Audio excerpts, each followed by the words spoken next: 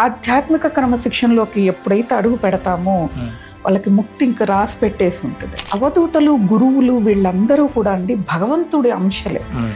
ఆ గ్రంథాన్ని గౌరవించి మనం చదివేది మనసు పెట్టి చదవాలి. ఇప్పుడు ఏమైందంటే మరీ ఈ 20 ఏళ్ల నుంచి సెల్ ఫోన్ వచ్చాక దుర్భరంగా మారినాయి అందరి జీవితాలు. మీరు భగవంతుణ్ణి ఎక్కడ నమ్మారు, శరణు ఎక్కడ వేడారు, భగవంతుడికి వదిలేసిన తర్వాత నువ్వు బాధపడకూడదు. ఆవిడ దగ్గర ఆవిడ కాళ్ళు చేతులు వేసి పడుకున్న నేను ఈరోజు ఆ ప్రాణం పోగానే శరీరం దుర్వాసన వస్తుంది అని చెప్పి నేను దూరంగా వచ్చి నిలబడ్డా.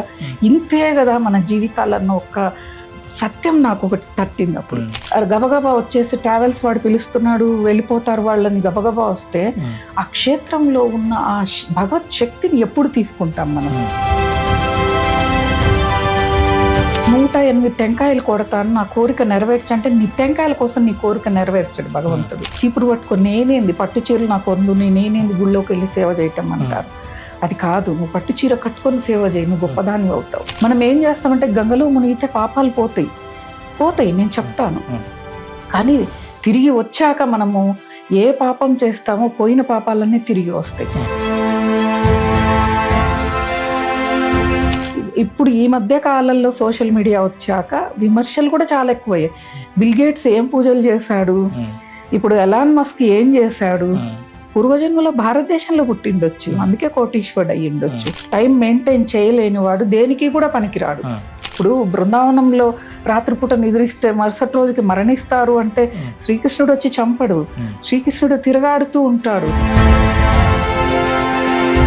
ఇప్పుడు ఒక ఇంట్లో ఒక కష్టం వచ్చింది, వచ్చింది నీ ఇంట్లోకి, వాళ్ళ ఇంట్లోంచి వచ్చి నీ ఇంట్లో కూర్చుంటుంది. ఆ విషయం తెలుసుకోవాలి అందరూ కూడా. శ్రీ సన్నిధి ప్రేక్షకులు నమస్కారం. మనం ఎందరో యోగులను, ఎందరో గురువులను, మరెందరో సాధకులను నిత్యం కలుస్తూనే ఉన్నాం. వారి నుంచి అద్భుతమైనటువంటి ఆత్మజ్ఞానాన్ని తీసుకుంటూనే ఉన్నాం. ఈరోజు మన అదృష్టం మనం చేసుకున్నటువంటి పూర్వజన్మ సుకృతం. ఎందరో గురువులకు ముద్దు బిడ్డగా వారి యొక్క సాంగత్యంలో తన ఆధ్యాత్మిక జీవన ప్రయాణంలో ఎంతో ముందుకు సాగుతూ ఈ జీవితానికి, ఈ జన్మకు సార్థకత ఏమున్నది, ఎక్కడ దాకా వెళితే మనకి జన్మరాహిత్యం కలుగుతుంది అనే సాధనలో ముందుకు వెళుతూ తన మార్గంలో తను సంపాదించుకున్నటువంటి జ్ఞానాన్ని మనందరికీ పంచుతూ, ఎందుకంటే ఎన్నో ఛానల్స్లో ధర్మ సందేహాల కార్యక్రమాలు అవ్వండి, లేదంటే ఏదైనా ముఖ్యమైనటువంటి పర్వదినాలకు సంబంధించినటువంటి ఎన్నో గొప్ప కార్యక్రమాలు చేస్తూ వారి యొక్క ఆధ్యాత్మిక ప్రసంగాల ద్వారా మనందరికీ సుపరిచితమైనటువంటి రమాదేవి గారు ఈరోజు మనకి సమయం ఇవ్వడం జరిగింది. మరి ఏమాత్రం ఆలస్యం చేయకుండా ఈరోజు మన సత్సంగాన్ని ప్రారంభిద్దాం. నమస్కారం అమ్మా. నమస్తే. చాలా సంతోషం మీరు మాకు సమయం ఇచ్చారు. అయితే అమ్మా, మీరు ఆధ్యాత్మిక ప్రయాణంలో ఎన్నో రకాలు చెప్తున్నారు, అందరికీ కూడా అన్నీ చెప్తా ఉన్నారు. కానీ చెప్పాలి, నలుగురికి ఇది పంచాలి అనే కుతూహలం మీ లోపలికి ఎప్పుడు ప్రవేశించింది? మనం చెప్తే అవతల వాళ్ళు వింటారు అనేంత ధైర్యం మీకు ఎప్పుడు వచ్చింది? అంటే మొక్కై వంగనిది మానే వంగుతుంది అని పెద్దవాళ్ళు ఊరికే చెప్పలేదు. నాకు 10 సంవత్సరాల వయస్సులోనే మా అమ్మ భగవద్గీత చదవడం నేర్పించారు. మామూలుగా పల్లెటూళ్ళల్లో కానీ ఎక్కడైనా కానీ ఇటువంటి ఎప్పుడు 40 ఏళ్ల కిందట ఈ పారాయణాలు జరుగుతున్నాయంటే తెల్ల వెంట్రుకలు ఉన్న వాళ్ళు తప్ప నల్ల వెంట్రుకలు కనిపించేవాళ్ళు కాదు.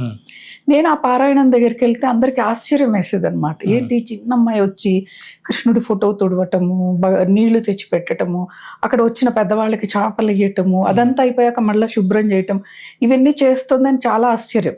అసలు భగవద్గీత చదవటానికే రాదు, అట్లాంటిది చదువుతోంది అని. మా అమ్మ గొప్ప ఆధ్యాత్మికవేత్త అండి, చాలా. ఆమె కృష్ణ భక్తురాలు, కూర్చున్నా లేస్తున్న కృష్ణ కృష్ణ అని అంటూ ఉంటుంది.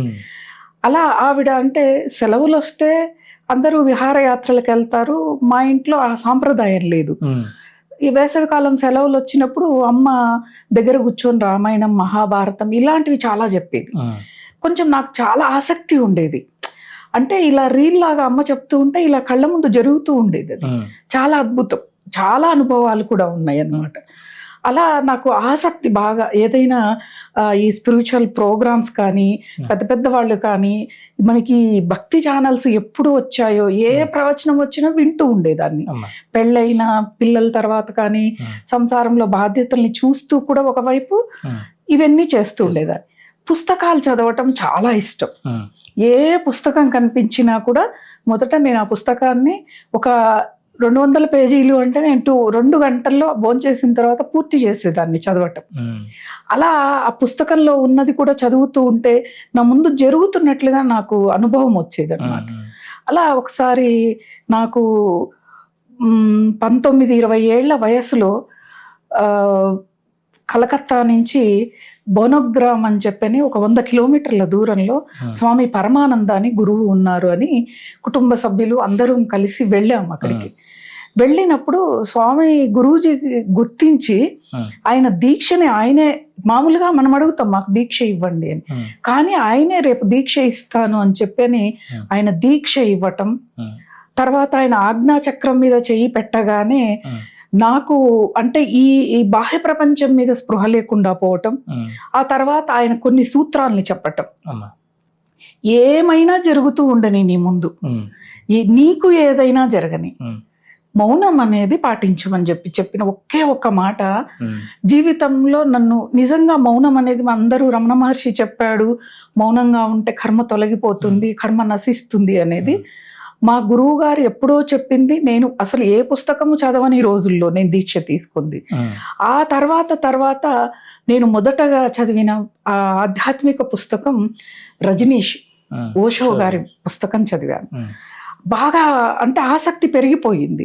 నేను అప్పుడు వెస్ట్ బెంగాల్ పోయినప్పుడు అక్కడ రామకృష్ణ మఠం, బేలూరు మఠం అవన్నీ తిరిగినప్పుడు అక్కడ తెలుగువి రామకృష్ణ పరమహంస జీవిత చరిత్ర, శారదామాత సూక్తులు ఇవన్నీ కూడా పుస్తకాలు నేను తీసుకోవటం. దారిలో వస్తూ మనం ఏదో చూస్తూ ట్రైన్లో వస్తాం, కానీ నేను పుస్తకం చదువుతూ జర్నీ చేశాను. ఇంటికి వచ్చే వరకు ఆ పుస్తకం చదవడం అయిపోయింది నాకు. అలా ఆధ్యాత్మికంగా అంటే చాలా చాలా ఇంట్రెస్ట్ అయింది. అప్పటి నుంచి గురువు గారు చెప్పింది ధ్యానం, మౌనం. ధ్యానానికి సమయం అంటూ ఏమీ లేదు, దానికి కొన్ని ఆచార వ్యవహారాలు కూడా అవసరం లేదు.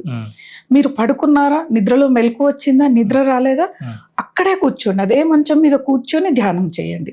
మామూలుగా మనం అందరం ఏం చేస్తాం, అది మంచం మీద ఎలా ధ్యానం చేస్తాము అని చెప్పాను. కానీ గురువులు ఏది చెప్పినా కూడా దాన్ని తూచా తప్పకుండా ఆచరించాలి. మనకి ఎన్నో గురు కథలు ఉన్నాయి. గురువు ఎంత పరీక్షలు పెట్టినా తట్టుకోవాలి, గురువు ఏమి చెప్తే అది చెయ్యాలి అనే సాంప్రదాయంలో మనం ఉన్నాం. నేను ఎప్పటికీ కూడా గురువు గారు చెప్పినయే. అసలు నాకు భాష రాదు, హిందీ రాదు, తెలుగు తప్ప. గురువు గారికి హిందీ వస్తుంది, నాకు రాదు. ఆయన చెప్పేది నాకు అర్థమయ్యేది, నా భావాలు ఆయనకు అర్థమయ్యేవి. ఎప్పుడు ఏ విధంగా ఎలా ఉండాలి, కష్టకాలంలో ఎలా ఉండాలి, మొత్తం ప్రతి ఒక్కటి మౌనంతోనే సాధించాను. ఈ కెమెరా ముందుకు రావాలి అని అనిపించింది నాకు ఒక ఆధ్యాత్మిక కార్యక్రమానికి వెళ్ళినప్పుడు. వాళ్ళు ఆ కార్యక్రమం మీద మీ అభిప్రాయం చెప్పండి, మా వాళ్ళు వస్తారు అంటే నేను చెప్పిన అభిప్రాయానికి వాళ్ళకి ఆశ్చర్యం వేసింది. వాళ్ళ కార్యక్రమం అయిపోయిన తర్వాత నాకు ఫోన్ చేయటం, నెంబర్ తీసుకొని, మీరు చాలా బాగా చెప్తున్నారు, చెప్పగలరా అని.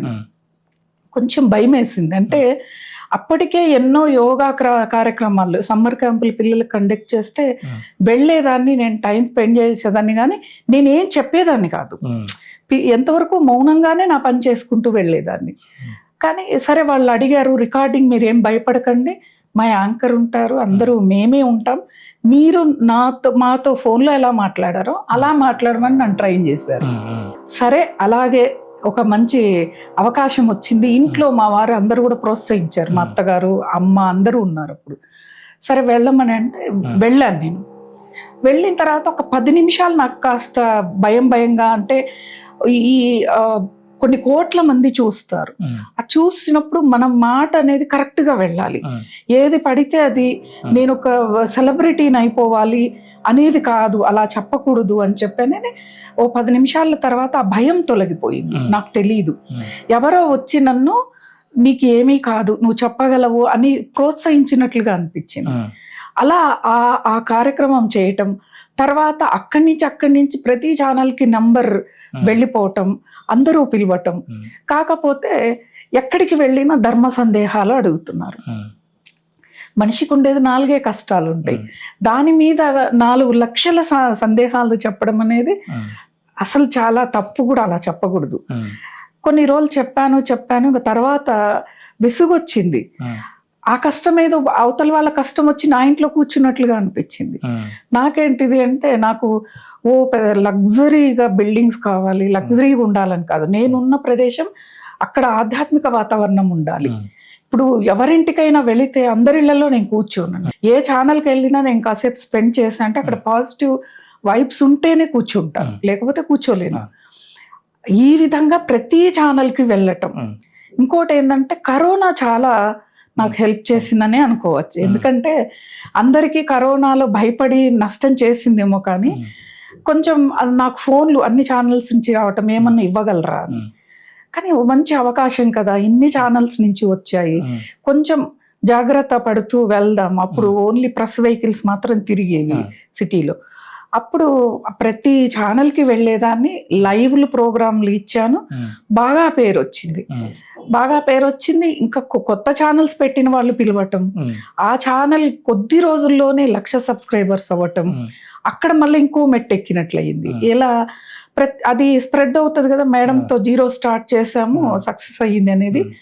కొంతమంది కొత్తగా పెడుతున్నప్పుడు అడిగేవాళ్ళు, నేను సరే అని చెప్పా, కానీ వాళ్ళు ఒకటే చెప్పారు, అమ్మా ఎవరు కూడా ఫోన్ చేస్తేనే మీకు ఎంతమంది సబ్స్క్రైబర్స్ ఉన్నారు, 1,00,000 మందన్నా ఉంటే మీకు ప్రోగ్రామ్ ఇస్తామన్నారు, మీరు అడగలేదు అని.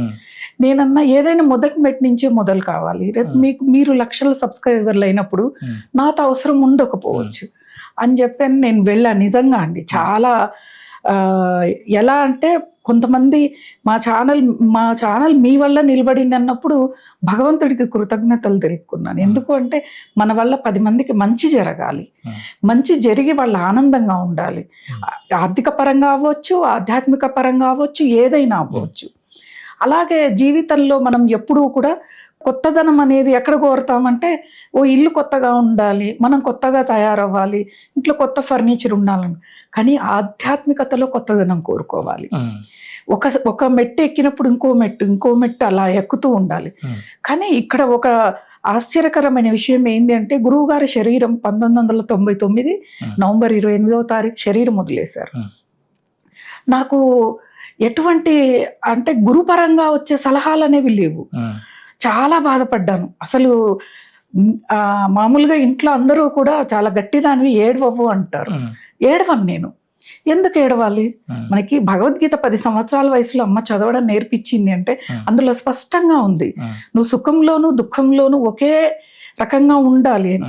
దాని ఫలితం ఎందుకు, చదివిన ఫలితం ఎలా, మనము ఆ ఫలితాన్ని మనం తీసుకోవాలి. భగవానుడు ఎవరికీ లేని అవకాశాన్ని, భగవద్గీతని అందరికీ ఇచ్చాడు.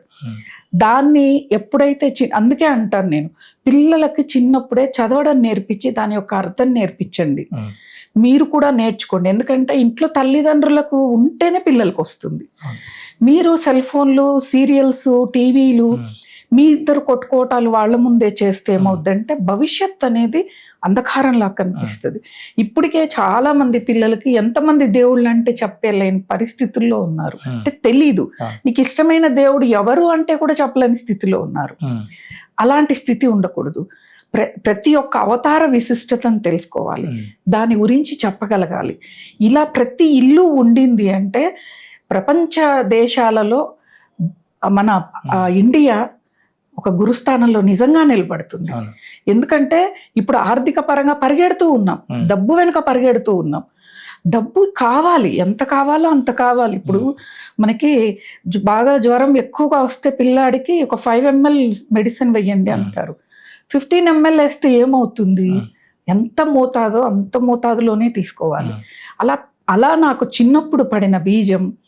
తర్వాత అమ్మ రామాయణం మహాభారతాలు చెప్పినప్పుడు చుట్టుపక్కల పిల్లల్ని కూర్చొని చెప్పడం అలవాటు ఉండేది నాకు. ఎందుకంటే చిన్నప్పటి నుంచి ఒక ఆలోచన ఏంటిది అంటే, నేను నేర్చుకుంది, నేను తెలుసుకుంది తిరిగి నెమరు వేసుకుంటే నాలో ఉండిపోతాయి, అది ఈ జన్మ పూర్తయ్యే వరకు ఉంటాయి అనే ఒక ఆలోచనతో ఇప్పటికైనా ఒక పుస్తకం చదివితే నాకు నిద్ర రాకపోయినా మెడిటేషన్ చేస్తున్నా నేను దాన్ని ఆలోచిస్తూ ఉంటాను అనమాట. అలా మైండ్లో ఫిక్స్ అయిపోద్ది. చాలా మంది అంటారు, అబ్బా వెళ్తే 10 ఎపిసోడ్లు ఇస్తావు, ఎలా గుర్తు ఉంటాయి, ఎప్పుడో చదివిన లైవ్లో ఎవరు ధర్మ సందేహం ఏమడుగుతారో తెలియదు, దానికి కరెక్ట్గా ఎలా చెప్పగలుగుతారు అని. అప్పుడు పట్టుకునే విధానం అనేది ఉంటుంది. ఒక పుస్తకం చదివితే గౌరవించాలి ఆ గ్రంథాన్ని. ఆ గ్రంథాన్ని గౌరవించి మనం చదివేది మనసు పెట్టి చదవాలి. ఇప్పుడు ఏమైందంటే మరీ ఈ 20 ఏళ్ల నుంచి సెల్ ఫోన్ వచ్చాక దుర్భరంగా మారినాయి అందరి జీవితాలు. ఒక పుస్తకం చదివే వాళ్ళు లేరు. సరే పోని పుస్తకం చదవకపోయినా మనకి ఎన్నో వెబ్సైట్లలో పురాణాలు ఉన్నాయి. ఇప్పుడు మేము కూడా అన్ని పుస్తకాలు కొనలేం కదా, ఆ వెబ్సైట్లలోంచి తీసుకొని చదువుతాం కొన్ని. అలా చదవగలగాలి. నేను నేర్చుకుంది ఆధ్యాత్మికంలో అంటే, నా ఆధ్యాత్మిక జీవితం ఎప్పుడైతే మొదలైందో నిజంగా చెప్తున్నాను, నాకు నేనే ఆశ్చర్యపోయేంత, అంటే నేనేనా ఇది అనేంతటి తెలియకుండానే మార్పు వస్తుంది. నేను అదే చెప్తాను. మార్పు అంటే ఎంబడే నేనేదో ఋషిని అయిపోవాలని ఎవరు అనుకోకూడదు. సంసారంలో ఉంటూ సన్యసించాలి. తామరాకు మీద నీటి బొట్టులాగా ఉండాలి. సంసారాన్ని చూసుకోవాలి, పిల్లల్ని చూసుకోవాలి, ఇటు ఆధ్యాత్మికం అంటే ఎక్కువ సమయాన్ని భగవంతుడికి కేటాయించాలి. అందరూ చేసేది ఏంటిదంటే హరివరిగా పూజ చేయటం, దండం పెట్టడం, వెళ్ళిపోవటం. అంటే మిగతా వాటికి సమయాన్ని ఇస్తూ ఇవ్వవలసిన భగవంతుడికి సమయం ఇవ్వట్లేదు. అది చేయొద్దు అని చెప్తాను. ఆధ్యాత్మికంలోకి వస్తే మన ప్రవర్తన మనకే ఆశ్చర్యాన్ని కలిగిస్తుంది, మన మాట మనకే ఆశ్చర్యాన్ని కలిగిస్తుంది. ఇంకొకటి ఏంటిదంటే, మనం ఒకవేళ ఏదైనా తప్పు చేస్తే ఎవరో చెప్పక్కర్లే, మనలోనే ఓ నేను తప్పు చేశాను దీన్ని సరిదిద్దుకోవాలన్న ఆలోచన. అంటే చాలా మంది అంటే జ్యోతిష్యులని నేను ఏమన్ను, హస్తముద్రిక వాళ్ళని ఏమన్ను, ఎవరి గ్రంథాలు వాళ్ళు చదివారు చెప్తూ ఉన్నారు. నేను ఎవరిని కించపరచను. ఎందుకంటే గురువు గారు ఒకటే దీక్ష ఇచ్చినప్పుడు చెప్పింది, ఏ గురువుని కానీ ఏ మతాన్ని కానీ ఎవరిని కూడా కించపరచొద్ది, కొన్ని నియమాలు మాత్రం తప్పకుండా పాటించాలండి. అందరినీ కలుపుకొని పోవటమే మనకు కావాలి. ఒక్కోసారి వస్తాయి మనకు తెలియకుండా, అవతల వాళ్ళ దగ్గర నుంచి వచ్చినప్పుడు మౌనంగా వెళ్ళిపోవటం. ఇవి నేను నేర్చుకుంది ఆధ్యాత్మికంలో. ఆధ్యాత్మికంలోకి రావటానికి కూడా మా అమ్మగారు ప్రధానం. నాకు మామూలుగా అందరికీ మా గురువు తల్లే మాటలు నేర్పించడం కానీ, నడత అన్ని నేర్పించడం కూడా.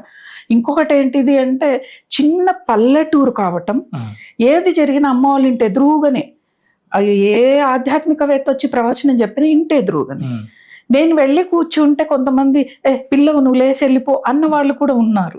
ఇంట్లో వాళ్ళు కూడా అరిచిన వాళ్ళు ఉన్నారు, నీకెందుకు ఈ వయసులో అని. కాకపోతే నేను వెళ్ళి బయట రూమ్లో పడుకుని, వరండాలు ఉంటాయి పల్లెటూళ్ళు, అక్కడ పడుకొని కళ్ళు మూసుకొని వినేదాన్ని. అంత ఆసక్తి ఎక్కువ అన్నమాట. అయితే గురువు గారిని కలిసిన తర్వాత ధ్యానంలో కొన్ని స్థాయిలు దాటిన తర్వాత, నేను ఏంటిది అని పూర్వజన్మ స్మృతి కలిగిన తర్వాత, ఓహో దాని ద్వారా ఈ జన్మలో మళ్ళీ అది కంటిన్యూ అవుతుంది. కనీసం ఈ జన్మ కన్నా పూర్తిగా సాధన చేసుకోవాలి. ఒక వయసు వచ్చాక నిజంగా మన వాళ్ళు చెప్పారు కదా, యవ్వనం అవన్నీ కూడా అలా మనం నిజంగా అవి ఆచరిస్తే ప్రతి ఇల్లు ఆశ్రమమేనండి, ప్రతి ఇల్లు ఆధ్యాత్మిక గ్రంథమే. కష్టాలు ఎవరికి ఉండవు, కష్టాల్లో నేను మునిగి తేలుతూ ఉన్నాను అంటారు, భగవంతుణ్ణి ప్రార్థిస్తారు, మేము చెప్పే పరిహారాలకి ప్రార్థిస్తారు, కానీ ఒక పక్క ఏడుస్తూ ఉంటారు. మీరు భగవంతుణ్ణి ఎక్కడ నమ్మారు, శరణు ఎక్కడ వేడారు, భగవంతుడికి వదిలేసిన తర్వాత నువ్వు బాధపడకూడదు. జరిగేది జరగక మానదు. పూర్వజన్మలో ఎన్నో మనం చేశాం, వాటి తాలూకు మనం అనుభవిస్తూ ఉన్నాం, పుణ్యం కానీ పాపం కానీ. పాపం రాశి ఎక్కువ ఉంది, ఆ రాశిని తగ్గించుకునే ప్రయత్నం చేయాలి, కానీ ఆ రాశిని పెంచుకునే ప్రయత్నం చేస్తే భగవంతుడు కూడా ఏం చేయలేడు.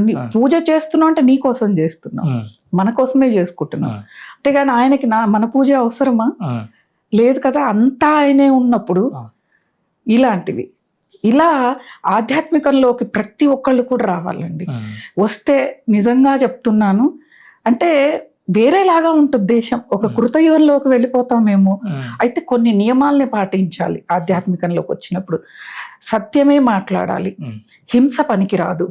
అలాగే ఎవరి జోలికి వెళ్ళటం, ఇబ్బంది పెట్టడం లాంటి కాదు. ప్రతి నిమిషము కూడా మనం భగవంతుని తత్వాన్ని పట్టుకోవడానికి ప్రయత్నం చేయాలి.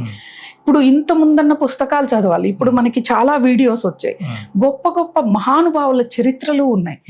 అవి మనం పని చేసుకుంటూ వింటున్న మన చెవులకు ఎక్కుతాయి కదా. అదేం మనం చదవడం అంటే కూర్చోవాలి, ఇది వినేదే కదా. ఇంట్లో పని చేసుకుంటూ వంట చేసుకుంటూ వినటం వల్ల మనం చేసే వంట ప్రసాదం అవుతుంది.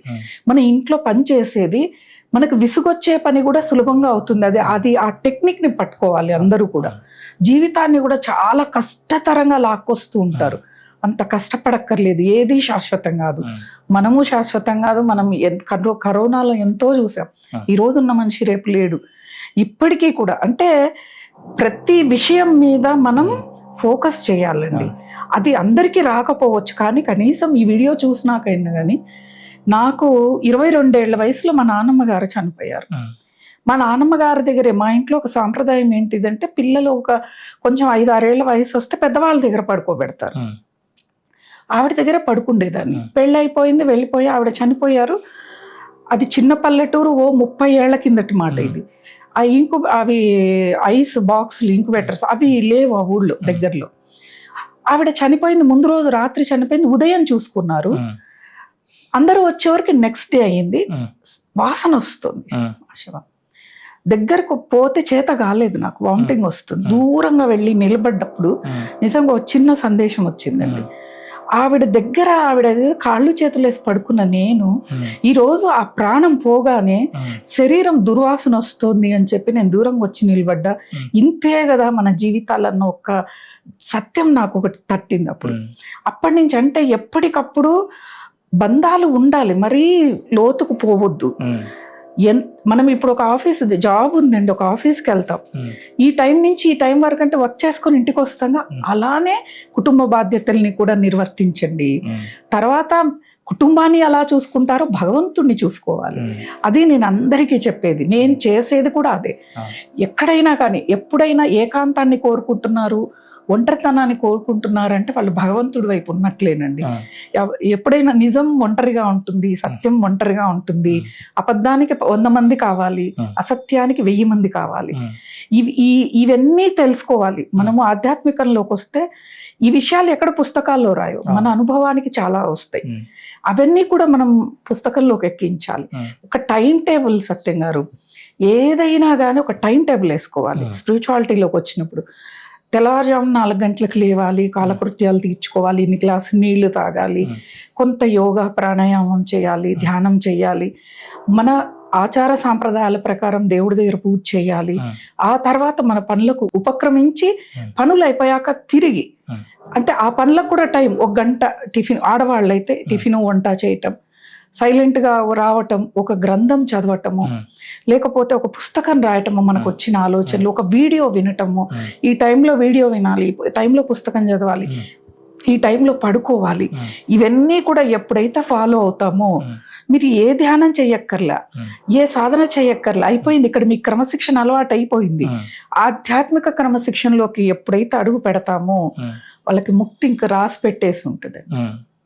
అలా ఆధ్యాత్మికంలోకి రావటం అనేది చాలా సులభం.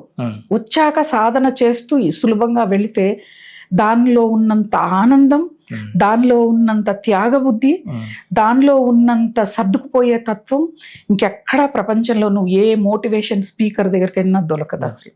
అమ్మా, ఇప్పుడు మీ తల్లిగారు మీకు మొదటి గురువు, కానీ మనం ఎంతోమంది గురు పరంపరను మనం చూస్తుంటాం. ఈ గురు పరంపరలో ఈ రోజున చాలా పెద్ద పెద్ద పీఠాధిపతులను, గురువుల్ని, వీళ్ళ గురించి చెప్పుకుంటుంటాం కదా. అలా మీరు చిన్నతనంలో మీకు బాగా దగ్గరైనటువంటి గురువు ఎవరు ప్రభావం మీ మీద పడింది కాస్త తెలియజేయండి. నిజంగా అది మాది చిన్న పల్లెటూరు అయినా అండి, జిల్లెలమూడి అమ్మ వచ్చారు ఒకసారి ప్రవచనం చెప్పడానికి, శివపాలయోగి గారు వచ్చారు ఒకసారి. అంటే చాలా చిన్న వయసు వాళ్ళు వచ్చినప్పుడు, నాకు అసలు అంటే ఏమీ తెలియదు, కానీ వాళ్ళు వచ్చినప్పుడు వాళ్ళ చుట్టూ తిరగటం, వాళ్ళని చూడటం, వీళ్ళు ఇంత బాగా చెప్తున్నారు, ఎలా వీళ్ళకి వస్తాయి అన్న ఆలోచన అప్పుడే వచ్చింది నాకు. అయితే మాకు దగ్గరలో నరసింహస్వామి క్షేత్రం, జ్యోతి క్షేత్రం ఉంటుంది. కాశిరెడ్డి నాయన అని చాలా మందికి తెలుసు, మనకి ఏపీలోకి అయితే ఇంకా ఎక్కువగా తెలుసు. ఆయన అవధూత. ఆయన ఎప్పుడు కూడా మా ఊరికి దగ్గరే నడిచే వచ్చేస్తారు ఆయన, చాలా దగ్గర వాళ్ళ ఊరి నుంచి మా ఊరికి.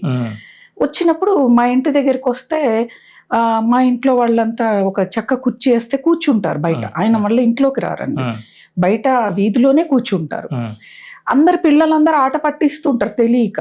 కానీ ఆయన ఎప్పుడున్నా, నేను ఇంట్లో ఉన్నా కూడా పిలిచేది నన్నే పిలుస్తారు. రాయలసీమ భాషలో అక్కయ్య రా అని పిలిచేవాడు. పిలిచి ఆయన కుడి కాలు మీద కూర్చోబెట్టుకొని, మీరు 100 నుంచి వెనక్కి తప్పు పోకుండా చెప్పాలి, తప్పు చేస్తే మొటిక్కాయ వేస్తా అనేవాడు. చాలా బాగా గుర్తు. అలా చాలా సార్లు నేను సరిగా చెప్పే వరకు, అంటే ఆయన ఎన్నిసార్లు వచ్చినా నేను సరిగా చెప్పే వరకు ఆయన మొటిక్కాయలు వేస్తూనే ఉండేవాళ్ళు.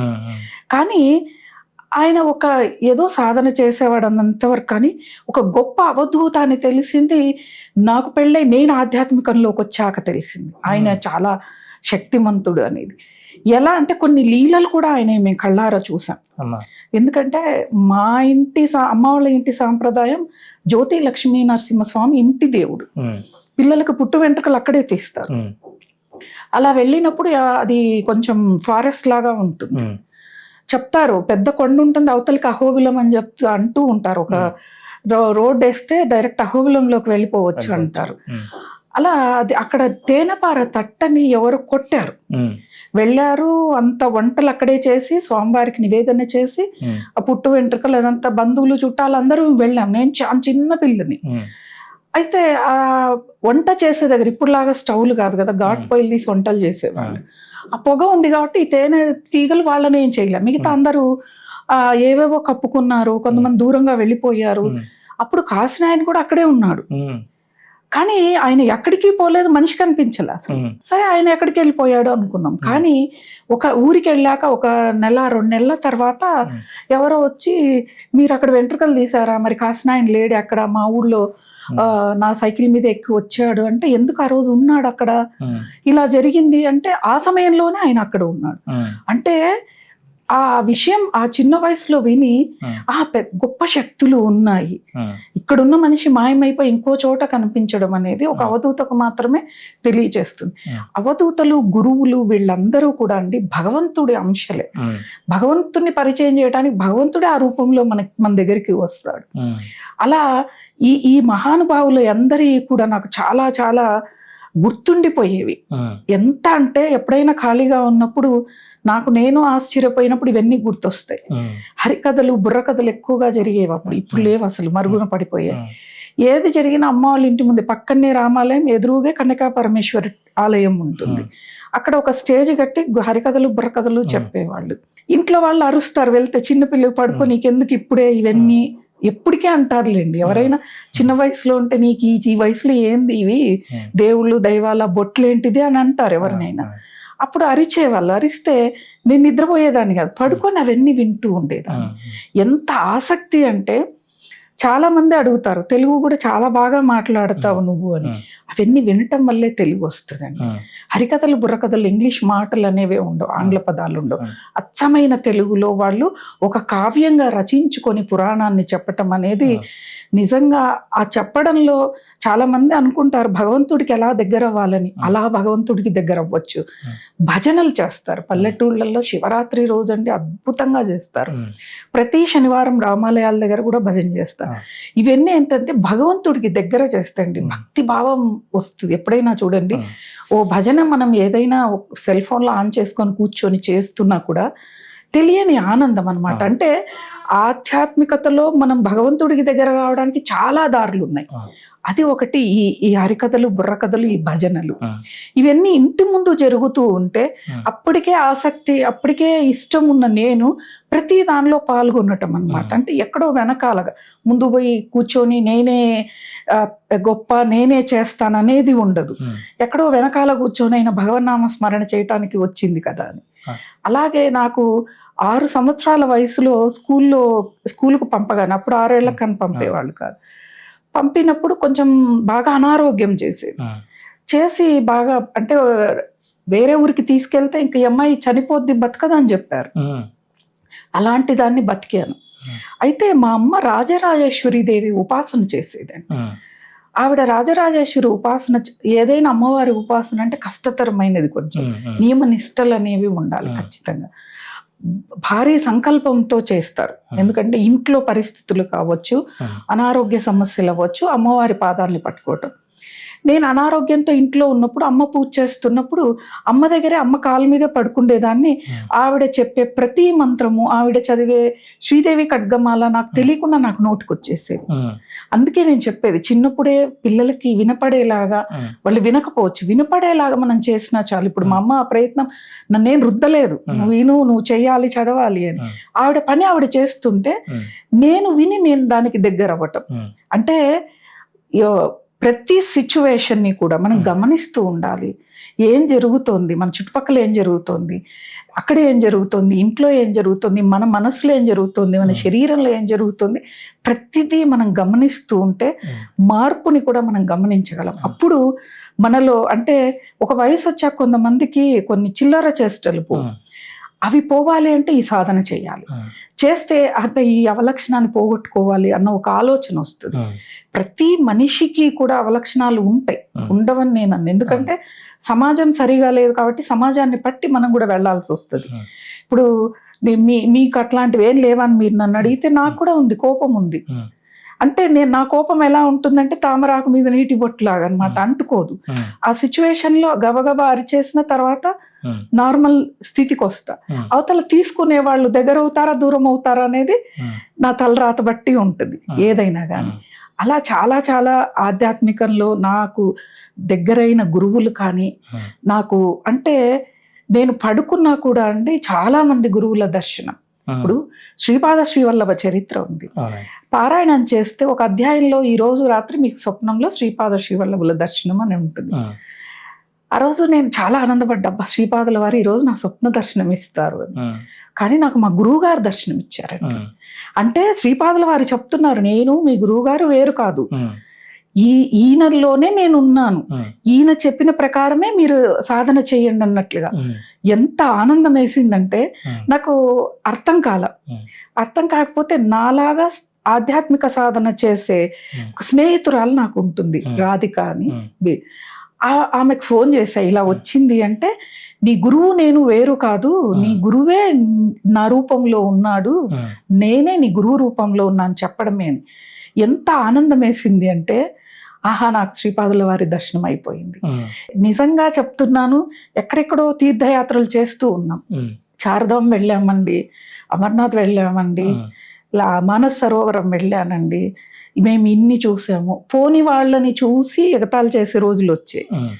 దేనికోసం వెళ్తున్నారు, ఎందుకోసం వెళ్తున్నారు? వెళ్ళండి, అవన్నీ సాధనా క్షేత్రాలు, సాధన చేయటానికి ఉపయోగించుకోవాలి. అలా వెళ్ళి గబగబా వచ్చేసి ట్రావెల్స్ వాడు పిలుస్తున్నాడు వెళ్ళిపోతారు వాళ్ళని గబగబా వస్తే ఆ క్షేత్రంలో ఉన్న ఆ భగవత్ శక్తిని ఎప్పుడు తీసుకుంటాం మనం? అది తీసుకోగలగాలి.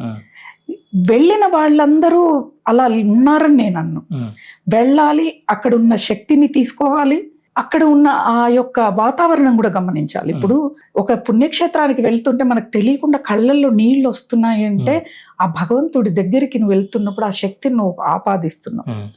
స్వయంగా భగవంతుడు వెలసిన క్షేత్రాలు కదా ఇవన్నీ కూడా. ఈ క్షేత్రాలకు వెళ్ళినప్పుడు భక్తిభావంతో వెళ్ళండి. అదే నేను అందరికీ చెప్పేది, భక్తిభావంతో వెళ్ళండి. కనీసం అక్కడ మీరు ఉండగలిగితే ఒక్క మాల జపం చెయ్యండి. ఏ భగవంతుడి క్షేత్రానికి వెళ్తున్నారో ఆ స్వామి యొక్క నామాన్ని జపం చెయ్యండి. కొంతలో కొంతైనా ఆ శక్తి మనలో ఆపాదించుకోవచ్చు. ఇప్పుడు మనం అంటే చాలా మంది అడుగుతారు, మీరు యోగా గురించి ప్రాణాయామం గురించి చెప్తూ ఉంటారు, మీరేమైనా ట్రైన్ అయ్యారా అని కూడా అడుగుతారు. నేను కూడా యోగ సాధన కూడా చేశాను. ఎందుకంటే ఈ ఆధ్యాత్మికం వైపు మళ్ళించే ప్రతి దానికి కూడా నేను వెళ్ళాను. వెళ్ళినప్పుడు ప్రాణాయామము ధ్యానము గురించి అంటే ఆసన ప్రాణాయామ ధ్యానం ఈ మూడు కూడా ట్రైనింగ్ ఒక 4 months ఇచ్చారు. ఇచ్చినప్పుడు ఆసన ప్రాణాయామాలు కొన్ని రోజులు ట్రైన్ చేస్తే మెడిటేషన్ కూర్చోగానే ధారణ వచ్చేసింది. అది నాకు తెలీదు ధారణ అని. కళ్ళు తెరిచేశాను నేను, నాకేందో అర్థం కాని పరిస్థితి. ఆ నేర్పించే గురువు గారు వచ్చి, ఎందుకు రమాదేవి గారు అలా కళ్ళు తెరిచారు, మీరు కూర్చోండి అంటే, నాకు ఇలా అనిపిస్తోంది అంటే మీరు కూర్చోండి కళ్ళు మూసుకొని, క్లాస్ అంతా అయిపోయాక మీ స్థితి ఏందో చెప్తాను అన్నారు. ఆ తర్వాత ఆయన చెప్పడము చాలా ఆశ్చర్యం వేసింది. మీకు ధారణ వచ్చింది, ఎంతో సాధన ఉంటే కానీ రాదది, ఒక గురువు అనుగ్రహం ఎంత బలంగా మీ మీద ఉందనేది ఇప్పుడు తెలుస్తోంది, ఇది ఇలా కొనసాగిస్తూ అంటే ధారణ కంటిన్యూ అవ్వాలి, దానికి మీరు సాధన చెయ్యండి అని చెప్పండి. మామూలుగా షట్చక్రాలని మనం యాక్టివేట్ చేస్తుంటే మూలాధార నుంచి సహస్రాలం వరకు వెళ్తాం. కానీ నాకు డైరెక్ట్గా సహస్రాలంలోనే ధారణ వచ్చింది అంటే అది ఎన్నో జన్మల సాధన ఉండి ఉంటుంది.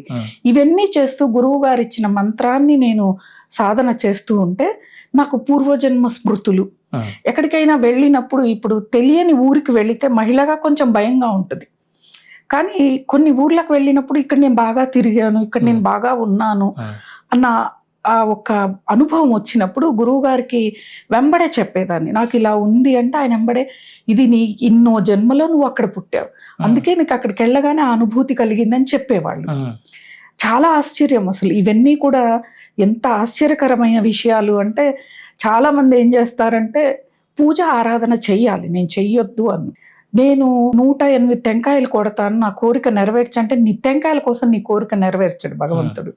నువ్వు చిత్తశుద్ధిగా ఉన్నావా లేదా, నువ్వు పంచ ఉపచారాలని చేస్తున్నావా లేదా, మనశుద్ధి, ఆత్మశుద్ధి, శరీర శుద్ధి, వస్త్రశుద్ధి, ఇవన్నీ చేస్తూ మనం భగవంతుని ఆరాధిస్తే తప్పకుండా మనకంటూ, చాలా మంది నాకు గురువు లేరు అని బాధపడతారు, ఒక గురువునే భగవంతుడు పంపిస్తారు. ఎవరో ఒకరి ద్వారా మనకి సందేశం అనేది అందుతుంది. ఒకవేళ మనకి ధ్యానంలో కొన్ని సందేశాలు వస్తున్నాయి అంటే మనం ఒక స్థాయికి వెళ్ళినట్టు. ఇలా అనేక మంది గురువులని నేను చూడటము, అలాగే నా స్వప్న దర్శనం కూడా చాలా మంది గురువులతో అయ్యింది. చాలా మంది గురువులతో నేను మాట్లాడడం ఈ మధ్య కాలంలో, ఈ 10-12 ఏళ్ల కాలంలోనే నేను వాళ్ళు నా ఇంట్లో నేను పూజ చేస్తున్నప్పుడు, నేను ధ్యానం చేస్తున్నప్పుడు నా పరిసర ప్రాంతాల్లో ఉండటం, నాకు వాళ్ళందరూ ప్రోత్సహిస్తున్నట్లుగా, వాళ్ళందరి తర్వాత గురువు గారు దర్శనం అవ్వటం, ఇవన్నీ కూడా చాలా అనుభవాలు ఉన్నాయి. అంటే ఒక గురువు పరంపరలో మన భారతదేశం ఉన్నప్పుడు గురు పరంపరని పట్టుకోవాలి. ఇప్పుడు ఋషులు తపస్సు చేస్తూ ఉన్నారు, వాళ్ళు ఇంటి ముందు ముగ్గులు వేయరు, వాళ్ళు ఏ విగ్రహారాధన చేయరు, వాళ్ళు చేసేది తపస్సు. ఎలా చేస్తారు? వాళ్ళు శరీరాన్ని, మనస్సుని, పంచేంద్రియాలను అధీనంలో పెట్టుకొని తపస్సు చేస్తారు. వాళ్ళు ఆకలిని కూడా అనుకోరు, అంటే దేహం మీద భ్రాంతి ఉండదు వాళ్ళకి అసలు. కొన్ని లక్షల సంవత్సరాలు వాళ్ళు తపస్సులు చేస్తూ ఉన్నారు. ఇప్పటికీ, ఇప్పుడు మీ ఛానల్లో నేను ఒక వీడియో చూసాను, ఇప్పటికీ ఒక ఆవిడ అలా సమాధిలోనే ఉండిపోయారు. అలాంటి మహానుభావులు ఉండటం వల్లే ఈ భూమి అంత పవిత్ర భూమి, కర్మభూమి కూడా అయ్యింది. నిజంగా చెప్తున్నాను, నేను ఈ మధ్య కాలంలో అమెరికాకు వెళ్ళి ఇంకా తిరిగి ఇండియాకు వస్తున్నప్పుడు ఒక తెలియని ఆనందం వచ్చి, బాంబే ఎయిర్పోర్ట్లో దిగుతూనే అబ్బా నా దేశానికి వచ్చానన్న ఫీలింగ్. అంటే అటువంటి ఆధ్యాత్మిక వాతావరణం ఉంది, దాన్ని మనం పట్టుకోవాలి. ఎలా పట్టుకోవాలి? పూజల ద్వారానంటే మనకి నవవిధ భక్తి విధానాలు ఉన్నాయి. ఒక్కొక్కరికి ఒక్కొక్క దాని మీద ఆసక్తి ఉంటుంది. కొంతమంది పూజలు, కొంతమంది గుళ్ళు తిరుగుతారు, కొంతమంది భజనలు చేస్తారు, కొంతమంది ఆశ్రమాల్లో సేవలు చేస్తూ ఉంటారు. ఆ సేవ కూడా చాలా మంచిదండి. ఇప్పుడు మనము ఆలయ శుద్ధి చేసాము అంటే కర్మ తొలగిపోతుంది, భగవంతుడు తన వైపుకు లాక్కుంటాడు. చాలా మంది అబ్బా చీపురు పట్టుకొని నేనేంది, పట్టు చీరలు నాకు వందు, నేనేంది గుళ్ళోకి వెళ్ళి సేవ చేయటం అంటారు. అది కాదు, నువ్వు పట్టు చీర కట్టుకొని సేవ చేయి, నువ్వు గొప్పదాని అవుతావు.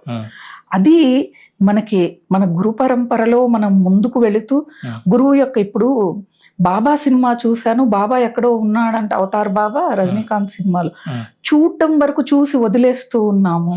ఎవరు అవతార్ బాబా, ఆయన ఏ విధంగా సాధన చేశాడు, ఎలా చేస్తున్నాడు అనేది కూడా మనం తెలుసుకుంటే అండి, ఏ పురాణాన్ని, శాస్త్రాన్ని అన్నీ చదువుతూ గురు పరంపరని మనము అవగతం చేసుకుంటే, ప్రతి మనిషి కూడా వాళ్ళని చూడగానే అబ్బా మీతో మాట్లాడితే కాస్త ప్రశాంతంగా ఉందండి, మిమ్మల్ని చూస్తే మాకు ఒక ప్లెజెంట్ ఫీలింగ్ వస్తుందండి అనేలాగా మన జీవితం మారిపోతుంది. మోసం చేశారా, ఆస్తులు పోగొట్టుకున్నామా, ఏమవుతుంది ఆస్తి పోతేనండి? ఒక 100 కోట్ల ఆస్తి పోగొట్టుకుంటారు, బతకడానికి ఉంది కదా, ఎంత తింటాం? ఇప్పుడు 25 ఏళ్ల వయసులో నేను తినే తిండికి ఇప్పుడు తిండికి అసలు పావుభాగం కూడా లేదు. ఎంత తింటాం, ఎంత బట్టలు కడతాం, ఎన్ని చోట్లకి తిరుగుతాం? ఆరోగ్యంగా ఉండటం, భగవద్భక్తిని ఆచరించటమే మన యొక్క లక్ష్యం. ఎంత అనేది ఇప్పుడు ఈ 40-50 ఏళ్ల కాలంలో డబ్బు మీద ఆసక్తి ఎక్కువైంది. ఒకప్పుడు కాలంలో ఒక రోజు కూలీ కూడా చాలా తృప్తిగా బతికేవాడు. అంటే అది కూడా నేను అబ్జర్వ్ చేసేదాన్ని. ఒక పంట పండుతున్న అబ్జర్వ్ చేసేదాన్ని. అంటే ఇవన్నీ కూడా ఒక నీళ్లు పారుతూ ఉన్నా కూడా ఆ స్వచ్ఛతని ఇవన్నీ కూడా మనం ప్రతిదీ కూడా గమనిస్తూ ఉండటం. అంటే నేను గొప్పగా చెప్పుకోవడం అనేది కాదు, కానీ ఇప్పుడు అనిపిస్తుంది అప్పుడే నేను చూసేదాన్ని. ఇప్పుడు పిల్లలకి అవేం లేదు, ఏదో వెళ్ళిపోయాం, మాల్కి వెళ్ళాం, షాపింగ్లు చేసాం, ఇవి చేసాం, అవి చేసాం, లేకపోతే మేము ప్రయాగరాజ్కి వెళ్ళి స్నానం చేసి వచ్చాము. ప్రయాగరాజ్కి వెళ్ళి స్నానం చేశారు కుంభమేళాలు. అసలు ఎందుకు ఈ కుంభమేళ, ఎందుకు మొదటగా నాగసాధువులు స్నానం చేస్తారు, ఆఖరణ వాళ్ళు ఎందుకు స్నానం చేశాక ఆ కుంభమేళ ముగుస్తుంది, ఈ విషయాలన్నీ కూడా తెలుసుకొని వెళితే ఆ పవిత్రత అనేది మనకు తెలుస్తుంది. అక్కడికి వెళ్ళి అపచారం అనేదే చెయ్యం. మనం ఏం చేస్తామంటే గంగలో మునిగితే పాపాలు పోతాయి నేను చెప్తాను, కానీ తిరిగి వచ్చాక మనము ఏ పాపం చేస్తామో పోయిన పాపాలన్నీ తిరిగి వస్తాయి. అది తెలియక గంగలో మునిగినా మాకు పుణ్యం రాలే, గంగలో మునిగినా మాకు మంచి జరగలేదు అని నదిని అవమానిస్తూ ఉన్నాం. నదీమ తల్లిగా మనం ఆరాధించే దేశంలో పుట్టాం. ఏ దేశంలో ఒక నదిని ఆరాధించరు. ఇలాంటి దేశంలో అంటే ఇలా విషయాలు చెప్పుకుంటూ పోతే ఎన్ని ఆధ్యాత్మిక విషయాలు. చాలా మంది ఆధ్యాత్మికం పూజ ఒకటే అనుకుంటారు. ఆధ్యాత్మికం వేరు, పూజ వేరు. ఆధ్యాత్మికం అంటే యోగ సాధన వైపు వెళ్ళేది, అంతర్గతంగా మనం సాధన చేసేది. పూజలు అంటే విగ్రహారాధన, ఆలయ దర్శనాలు, ఆలయ ప్రదక్షిణాలు, ఇటువంటివి భజనలు, ఇవన్నీ కిందికి వస్తాయి. మనం ఏది ఎంచుకోవాలి. కొంతమంది చెప్తారు మాకు ధ్యానం చేయటం, ప్రాణాయామం నేర్పించండి అని. కొంతమంది వస్తారు, నాకు కళ్ళు మూసుకొని కూర్చోవాలంటే భయం వేస్తుంది. నిద్రపోతున్నావు కదా, రోజు కళ్ళు మూసుకొని నిద్రపోతాం, అప్పుడు భయం ఉండదా అంటే వాళ్ళ అంతర్గతంగా ఒక ఆలోచన ఉండిపోయింది. అంటే ధ్యానానికి కూర్చుంటే ఏవేవో వస్తాయంట, దగ్గరికి భూత ప్రేతాలు వస్తాయంట, వాటి వల్ల భయము. ఎందుకు ఆలోచన ఎందుకు వస్తుంది అంటే మనం నెగిటివ్ మైండ్తో ఉన్నాం. పాజిటివ్ మైండ్తో ఉంటే నిజంగా చెప్తున్నాను, ఎప్పుడూ కూడా చిన్నప్పటి నుంచి ఇప్పటి వరకు కూడా నేను భయపడిన సందర్భాలు చాలా తక్కువ. ఏడ్చిన సందర్భాలు కూడా వేళ్ల మీద లెక్క పెట్టొచ్చు. ఎందుకు అంటే కారణం, చిన్నప్పుడే ఏ వయసులో చదవాలో భగవద్గీత నా వయసులో అమ్మ నేర్పించింది. కాబట్టి కష్టాలు అనేవి ప్రతి ఒక్కళ్ళకి ఉంటాయి. కష్టం లేని మనిషి అంటూ ఉండడు. ఎంత చెట్టుకు అంత గాలి. 1,00,000 కోట్లు ఉన్నవాడికి ఒక రకమైన కష్టం, లక్షల్లో ఉన్న వాళ్ళకి అదొక రక కష్టం, గుడిసెలో ఉన్నోడికి అదొక రకం కష్టం. కాకపోతే ఆ 1,00,000 కోట్లు ఉన్నోడికి గుడిసెలో ఉన్నోడికి తేడా ఏంటంటే వాడు ప్రశాంతంగా నిద్రపోతాడు. ఆరోగ్య సమస్యలు, అనారోగ్య సమస్యలు ఉండవు. 1,00,000 కోట్లు ఉన్నోడికి నిద్ర రాదు, ఈ వ్యాపారం ఏమొద్దు, ఆస్తి ఏమొద్దు అని. అంటే మనము దేన్ని పట్టుకోవాలి, దేని వెనుక పరిగెట్టాలనేది మనం తెలుసుకోవాలి. అంటే ఎలా వచ్చింది వాళ్ళకి, ఇప్పుడు ఈ మధ్య కాలంలో సోషల్ మీడియా వచ్చాక విమర్శలు కూడా చాలా ఎక్కువయ్యాయి. బిల్ గేట్స్ ఏం పూజలు చేశాడు, ఇప్పుడు ఎలాన్ మస్క్ ఏం చేశాడు, పూర్వజన్మలో భారతదేశంలో పుట్టిండొచ్చు, అందుకే కోటీశ్వరుడు అయ్యిండొచ్చు. ఎందుకు అలా ఆలోచించకూడదు మనం? ఇప్పుడు మనం ఇస్కాన్, హరే కృష్ణ వాళ్ళు ప్రతి దేశంలోనూ వాళ్ళ సంస్థలు స్థాపించి ఎంతమంది విదేశీయులు మన ఆచార వ్యవహారాలు పాటిస్తూ పూజలు చేస్తూ భజనలు, నగర సంకీర్తనలు, ఆశ్చర్యకరమైన విషయం అసలు. అది రావాలి అంటే నిజంగా చెప్తున్నాను, ఆ పాశ్చాత్య దేశులందరూ కూడా ఒకప్పుడు భారతదేశంలో పుట్టిన వాళ్ళే. అందుకే ఆ తత్వం వాళ్ళకి మరుజన్మలో కూడా వాళ్ళ విదేశాల్లో పుట్టిన అది వచ్చింది. కాబట్టి గురు పరంపర పుస్తకాలు చదవటం, గురు పరంపర అసలు ఎటువంటి సాధన చేశారు, కనీసం ఈ జన్మలో కాకపోయినా మరు జన్మలోనైనా ఆ యొక్క అవకాశం మనకు లభించవచ్చు. అంటే ఏ దాని మీద ఆసక్తి ఉంటే అదే తీసుకొని పుడతాం మనం. అందుకే కదా చెప్తారు, భగవంతుని ఏం కోరాలంటే ఆఖరి శ్వాస సమయంలో నిన్ను మరిచిపోకుండా నీ నామస్మరణ చేసేలాగా నన్ను అనుగ్రహించి, ఇది ఒక్కటి కోరితే చాలు, ఏ అష్టైశ్వర్యాలు అక్కర్లేదు.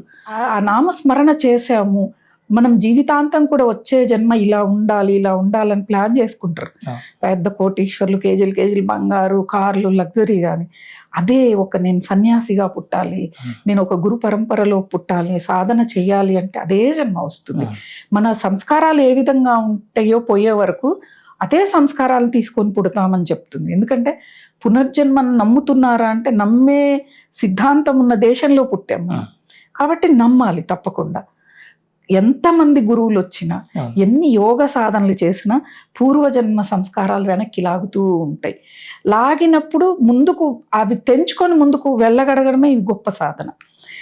అంటే మీకు ధారణ యోగం వచ్చింది, అప్పుడే వచ్చిందని చెప్పి, ఏంటమ్మా ఈ ధారణ యోగం వచ్చిందని ఎలా తెలుస్తుంది? అది వచ్చినప్పుడు ఏ అనుభూతులు కలుగుతాయి? అంటే ఇప్పుడు ధ్యాన తర్వాత ధారణ, ప్రత్యాహారం ఇవన్నీ ఉన్నాయి. అంటే ధారణ యోగం అంటే ఏంటని ఆ టైంలో ఏంటి? ధారణ అంటే ఇప్పుడు ప్రత్యాహారం ఇవన్నీ యమనియమాల గురించి చెప్తే మనకి ఆసన, ప్రాణాయామ, ప్రత్యాహార ఇవన్నీ వస్తాయి కదా మనకి. అంటే మనం ఒక సాధన చెయ్యాలి అంటే ఆహార నియమాలు తప్పనిసరి. ఎందుకు మనం పూజలు, వ్రతాలు, నోముల రోజు తామసిక ఆహారం తీసుకోవద్దంటారంటే శరీరం మీద, మనసు మీద దాని ప్రభావం ఉంటుంది. తామసిక ఆహారం పేరులోనే ఉంది. సాత్విక ఆహారమే తీసుకోవాలంటారు. ఈ యోగ సాధనలోకి వచ్చినప్పుడు సాత్విక ఆహారం తీసుకుంటూ మిత భాషణం, ఎప్పుడైనా మిత భాషణం చేస్తూ ఏకాంతంగా ఉంటూ ఏకాంతంలో ఆనందించడం. ఏకాంతం అంటే ఒక్కళ్ళుగా కూర్చోవడం కాదండి, 100 మందిలో కూర్చున్నా ఏకాంతంగా ఫీల్ అవ్వటం మనసు, అది ఏకాంతం అసలైనది. ఇలా చేస్తూ మనం చేస్తే ఎవరైనా కానీ సరిగా గైడెన్స్ చేస్తూ యోగ సాధనలు చేస్తే తప్పకుండా ధారణ వస్తుంది. ఆ ధారణ వచ్చినప్పుడు ఆ స్థితి ఎలా ఉంటుంది అనేది.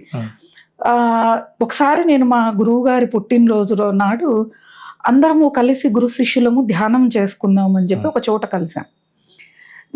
నేను కూడా అందరితో పాటు కూర్చున్నాను. అంటే కూర్చుంటూనే నాకు తెలియదు ఆ స్థితి, అసలు నాకు ఈ బాహ్య పరిస్థితే నాకు తెలియదు. నాకు అక్కడ అందులో కలిగిన అనుభవం ఏంటిది అంటే, నేను గురూజీ దగ్గర ఉన్నాను, గురూజీ ఆశ్రమంలో గదిలో ఉన్నారు, ఆ గదిలో నేను ఉన్నాను. అక్కడ నేను ఉన్నాను, శరీరం నాది కాదు. ఒక అందమైన చెంచు స్త్రీ యొక్క శరీరం నేను అన్న భావన కలుగుతుంది, శరీరం నాది కాదన్న ఆలోచన. గురువు గారు ఆయన ఆసనం మీద కూర్చొని ఉన్నారు. నాకు ఈ సిచ్యువేషన్ ఎంతమందికి చెప్పినా నాకు ఆ అనుభవం అనేది తెలుస్తూ ఉంటుంది. ఇక్కడి నుంచి ఒక శివలింగం అనేది వచ్చి నా చేతిలో కూర్చోవటం, ఆ శివలింగాన్ని నేను ఇంతవరకు ఎక్కడ దర్శనం చేసుకోలేదండి. గురువు గారు చూసి చలో అన్నారు. బయటికి వస్తే ఆశ్రమం లేదు, మొత్తం అడవి ఉంది. వచ్చేసా. ఇదంతా జరిగింది కాస్త సమయం పట్టింది. ఇప్పుడు ఇది నేను చెప్పడానికి ఇప్పుడు మీకు 1 నిమిషం పట్టింది కదా, నాకు అది 1 సెకండ్ లాగా ఉంది ఆ యొక్క అనుభూతి అన్నమాట ధారణలో. ఆ అనుభూతి తర్వాత ఆ రోజు నేను గురువు గారికి మళ్ళా ఫోన్ చేశాను. చేసి నాకు ఇలా ఉంది అని అంటే, గురువు గారు అది కూడా నీ ఒక జన్మనే, అది కూడా నువ్వు సాధనలోనే నీ జన్మ నడుస్తూ ఉంది. కాకపోతే అంతకంటే పూర్వజన్మల్లో ఉన్న చెడు సంస్కారాలతో పాటు నువ్వు ఈ సంసారంలోకి రావటం ఇవన్నీ కూడా కాబట్టి నువ్వు సాధన చెయ్యన్నారు. మనకి ధారణ అనేది చాలా మందికి ఆజ్ఞా చక్రం మందు ధారణ వస్తుంది, కొంతమందికి ఒక్కొక్క చక్రం మందు మనకి ధారణ రావాలి. షట్చక్రాల యందు ధారణ వచ్చింది అంటే వాడు భగవంతుడితోనే సమానం. వాళ్ళు ఎలా అంటే మనకి ఆ చోట ఇక్కడ కేంద్రీకృతం అయింది అనుకోండి మన దృష్టి. ఇక్కడ చూడండి అంటే కళ్ళని తీసుకుపోయి పెట్టక్కర్లేదు, మనం మనసుతోనే మనం ఇక్కడ పెడితే అక్కడ ఒక కదలిక అనేది ఉంటుందండి. సహస్రాల చక్రం మందు కానీ, ఆజ్ఞా చక్రం మందు కానీ, విశుద్ధి కానీ, అనాహతము కానీ, ఏ చక్రం మందైనా కదలిక అనేది వస్తుంది. ఈ కదలిక ఎలా వస్తుంది అంటే కుంభకాలు నేర్చుకోవాలి, బంధాలు నేర్చుకోవాలి, మనం కొన్ని నియమాలు పాటిస్తూ ఉంటే ఈ స్థితి అనేది మనకు వస్తుంది. ఈ స్థితి రావటం వల్ల ఏంటిది అంటే, నేను గమనించింది కొన్ని ముందుగానే తెలుస్తాయి, పరిస్థితి తెలిసిపోద్ది, ఏదో సంకేతం వస్తూ ఉంటుంది, ఇదేదో జరగబోతోంది అన్నప్పుడు అప్పుడు కూర్చొని మెడిటేషన్ చేయటం, గురువు గారి మీద భారం వేయటం, ధ్యానానికి కూర్చోవటం. ఆ స్థితి ఎటువంటి స్థితి కానీ నేను మౌనంగా స్వీకరిస్తానని ఒక మాట చెప్పుకుంటే ఆ స్థితి మనకి కాస్త దూరంగానే వెళ్తుంది. అదే రాళ్లతో కొట్టేది పువ్వులతో కొడితే ఎట్లా ఉంటుందో అంత చిన్న దాంతో వెళ్ళిపోతుంది అన్నమాట. అలాంటి స్థితి కలుగుతుంది. ఈ ధారణలు మనకి మామూలుగా 3-3:30కి నిద్రలు లేస్తే 4కి యోగా, ఇలా ఒక టైం టేబుల్ నా దగ్గర ఉంటుంది. నేను ఎలా అంటే మా స్నేహితురాళ్ళని అడిగినా చెప్తారు, ఒక ప్రోగ్రామ్ ఏదైనా ఒక తీర్థయాత్రకు వెళ్దామంటే రమ్మ కండక్ట్ చేస్తుంది, ఒక 10 నిమిషాలు ముందు ఉండాలంటే టైం మెయింటైన్ చేస్తాను నేను. టైం మెయింటైన్ చేయలేని వాడు దేనికి కూడా పనికిరాడు. ఒక టైంకి మనం ఒక సమయం చెప్పామంటే ఆ సమయంకి ఏదైనా రావచ్చు, ఏదో ఒక ఇప్పుడు ఇంటికి ఎవరైనా రావచ్చు, మాట్లాడచ్చు, ఏదైనా పని పడవచ్చు, అది వేరు. అయితే ఆ టైం టేబుల్ ప్రకారం వేసుకొని ఎప్పుడైనా ఒకసారి అబ్బా ఈరోజు ఏం లేచి సాధన చేస్తాంలే, లేచాక చేద్దాము అన్న ఆలోచన వచ్చి పడుకున్నాను 1-2 సార్లు. ఇప్పుడు చాలా మంది అబ్బా పడుకునే మంచం మీద ఎలా జపం చేస్తారు, ధ్యానం చేస్తారు, నేను కూడా చెప్పాను ఏమీ చేయకూడదు, భోగశయ్యాది అని చెప్పాను. ఆజ్ఞాచక్రమందు లలితా పరమేశ్వర్ వచ్చి కూర్చొని లేపుతోంది నన్ను. అంటే ఆవిడ ఆజ్ఞాచక్ర అధిష్టాన దేవత, ఒక్కొక్క చక్రానికి ఒక్కొక్క దేవత అధిష్టాన దేవత, మూలాధారానికి గణేశుడు, అలా ఆవిడ వచ్చి లేపుతోంది. చాలా ఆశ్చర్యం, ఏంటమ్మా లేపుతున్నావు, లేచి కూర్చున్నాను, వదలట్లేదు. ఇలా అలా చిన్నపిల్లలు ఎలా తల్లి లేపుతుంటే స్కూల్కి టైం అవుతుంది అలా పడుకున్నాను నేను. అలా లేపుతోంది. లేచాక నిజంగా ఆ రోజు నుంచి ఈ రోజు వరకు ఇక్కడ కూర్చొని పూజ చేయాలి, ఇక్కడ కూర్చొని దేవుణ్ణి ఆడుకోవాలన్న మాటను నేను వదిలేశాను. అంటే నాకు ప్రకృతే నేర్పిస్తూ వస్తుంది, ఇది చెయ్యి ఇది చెయ్యవద్దు అనేది అన్నమాట. ఎప్పుడైనా కానీ అంటే రమాదేవి గారికి కష్టాలు లేవా అంటే, చాలా మంది కొంతమంది అనుభవం ఉన్నాళ్ళంటారు బాగా కష్టపడ్డారు జీవితంలో అని. బాగా కాదు కానీ కష్టపడ్డాం, కష్టం అనేది ప్రతి ఒక్కళ్ళకి వస్తుంది. కష్టం మనకి ఒకటి నేర్పించడానికే వస్తుంది.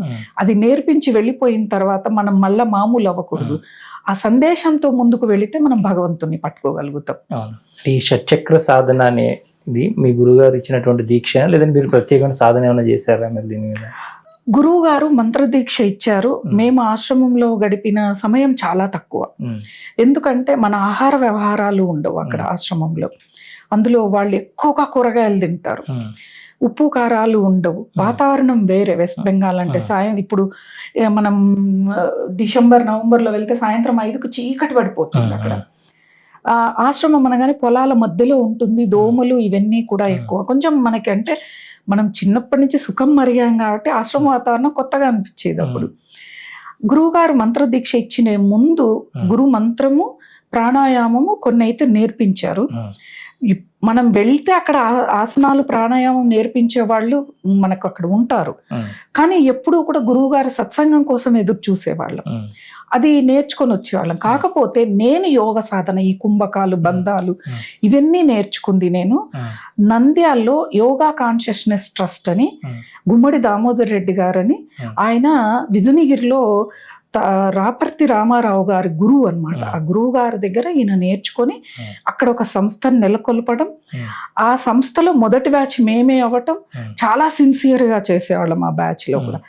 అక్కడ నేర్చుకున్న తర్వాత అనుభవాలు ఎక్కువయ్యాయి. అంటే ఇప్పుడు మనం వంట చేస్తామండి, పప్పు చేయాలి అంటే ఈ ఇంగ్రీడియంట్స్ వేస్తే దానికి ఒక రూపం వస్తుంది. మనం ధ్యానము సాధన కొన్ని అనుభవాలు రావాలి అంటే ఆసన యోగ, పాతంజలి సూత్రాలు, యమనియమాలు పాటించాలి.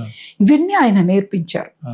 ఆయన నేర్పిస్తున్నప్పుడు కూడా చాలా అనుభవాలండి. నిజంగా ఆయనని నేను ఎన్ని జన్మలైనా మర్చిపోలేనేమో. అంత గొప్ప గురువు. ఆసన ప్రాణాయామాల్లో వీటిల్లో ముక్కుసూటిగా మాట్లాడినా మన కోసమే మాట్లాడతారు ఆయన. మీరు ఇది చెయ్యాలి, ఇది చేస్తేనే బాగుంటుంది అని. వాళ్ళ నాన్నగారు కూడా గొప్ప సాధకులండి. ఆయనైతే మౌనంగా ఉంటారు, ఎవరింటికి వచ్చినా భోంచేయరు, ఆయన పండ్లు ఫలాలే తినేవాళ్ళు, మంచి నీళ్లు కూడా తాగరు ఎక్కడికి వచ్చినా. ఆయన వాళ్ళ ఇంట్లో ఒక గదిని ఏర్పాటు చేసుకొని ఆయన యోగ సాధన, ఆయనను చూస్తే రామకృష్ణ పరమహంస గుర్తొచ్చేవాళ్ళు నాకు. అలా ఉంటారు, అంత సాదా సీదాగా ఉంటారు. ఆయన కుమారుడే ఈయనకి అదే పరంపర వచ్చింది. చాలా అద్భుతంగా సాధన చేపిస్తారు, ఇప్పటికీ చేయిస్తున్నారు. ఇప్పుడు ఉత్తర కాశీ, గుప్త కాశీ, బద్రీనాథ్, కేదార్నాథుల్లో అక్కడ ఒక వారం అక్కడ ఒక వారం ఉండి సాధన కోసం అందరినీ తయారు చేస్తూ ఉన్నారనమాట. ఈయన నేర్పించిన యోగ సాధనలే, ఆ యోగ సాధన ద్వారానే నాకు మెడిటేషన్లో ఇంకా పైమెట్టు అంటే గురువు ఇంకో గురువుని చూపించాడు. ఆ గురువు ఉన్నప్పుడే ఈయనని ఈ దామోదర్ రెడ్డి గురువు గారు కూడా అక్కడ స్వామి పరమానంద గురువు గారు అక్కడ ఆశ్రమంలో కూడా 2 సంవత్సరాలు ఉండి అక్కడ బ్రహ్మచర్యంగా ఉండి వచ్చి తర్వాత ఆయన గృహస్థాశ్రమంలోకి అడుగు పెట్టడం జరిగింది. ఎంత అద్భుతమైన విషయాలు అంటే ఆయన చెప్తూ ఉంటే అసలు ఎన్ని జన్మలు పడతాయి మనకి ఇవి నేర్చుకోవాలంటే అనిపిస్తుంది. ఆయన నేర్పించిన యోగ సాధన నేను ఇప్పటికీ మాట్లాడినా చెప్తా సార్, మీరు నేర్పించిన యోగ సాధననే ఎన్నో అనుభవాలని నేర్పించింది. అంటే ధ్యానంలో అనుభవాలు, జీవితంలో ఎలా నిలదొక్కుకోవాలో, ఎలా ఓర్పు సహనంతో ఉండాలంటే ఇంకేం కుంభకాలు, బంధనాలు, ప్రాణాయామం చేస్తే తెలియకుండా మనం సైలెంట్ అయిపోతాం, మౌనంగా వెళ్ళిపోతాం. మౌనము అంటే మాట్లాడకుండా ఉండడం కాదు. మనకి రమణ మహర్షి చెప్పినట్లు మనస్సు మౌనంగా ఖాళీగా ఉండాలి. దానిలో ఎవరెవరినో ఎక్కించుకోకూడదు. ఇప్పుడు మనస్సు అనేది ఒక వెహికల్ అనుకోండి. ఈ పక్కింటోళ్ళని, ఎదిరింటోళ్ళని ఎందుకు ఎక్కించుకోవాలి? ఆ వెహికల్లో భగవంతుడిని ఎక్కించుకుంటే అద్భుతంగా ఉంటుంది జీవితం. ఆధ్యాత్మిక జీవితం మనకి సులువుగా సాగుతుంది. ఎక్కడా కూడా మనకి ఇవి ఉండవు అనమాట. ఆ దామోదర్ రెడ్డి గారు నాకు నేర్పించిన యోగ సాధననే ఇప్పటికీ నేను అనుసరించేది.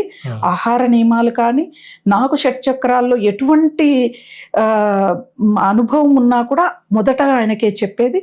ఆయన దాన్ని మీరు కంటిన్యూ చేయండి. కంటిన్యూ అంటే ధారణ నిలబడాలండి. రావటం వేరు, ధారణలో ఉండిపోవటం వేరు. అలా ఉండగలగాలి. అలా ఉంటే చాలా చాలా అనుభవాలు మనకు వస్తాయి. ఇప్పుడు బాగా నిద్రపోతున్నాను ఒకరోజు, బాగా శరీరం నిద్రపోతుంది, నాకు మెలకువగా ఉంది, నా గురక నాకు వినిపిస్తుంది, నా శరీరం నాకు కనిపిస్తుంది. ఎంత అద్భుతం అంటే ఇది ఒక క్రియన అనిపించింది ఆ రోజు నాకు. అంటే ఆ స్థితి ఏంటిదో నాకు తెలియదు. అంటే అంత ఆదమరచి నిద్రపోతున్న శరీరం నాకు కనిపిస్తుంది, గురక కూడా నా గురక నాకే వినిపిస్తుంది. చుట్టూ బయట జరిగే శబ్దాలు, మనం సిటీలో ఉన్నాం, 12-1 గంట వరకు శబ్దాలు వస్తాయి, ఆ శబ్దాలు వినిపిస్తూ ఉన్నాయి.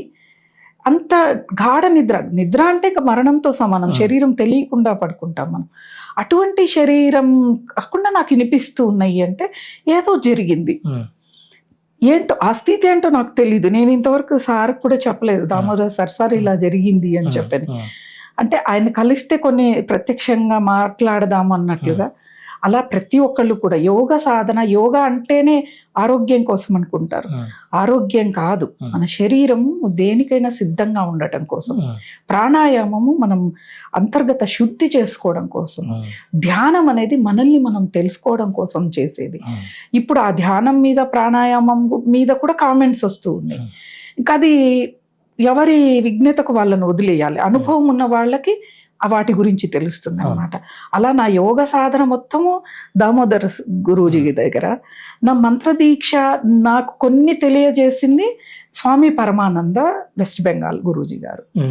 అంటే దీనిలోనే మీరు కుండలిని సాధనాన్ని కూడా దీన్ని అంటారా, లేకపోతే మీరు కుండలిని సాధనకి వెళ్ళలేదండి?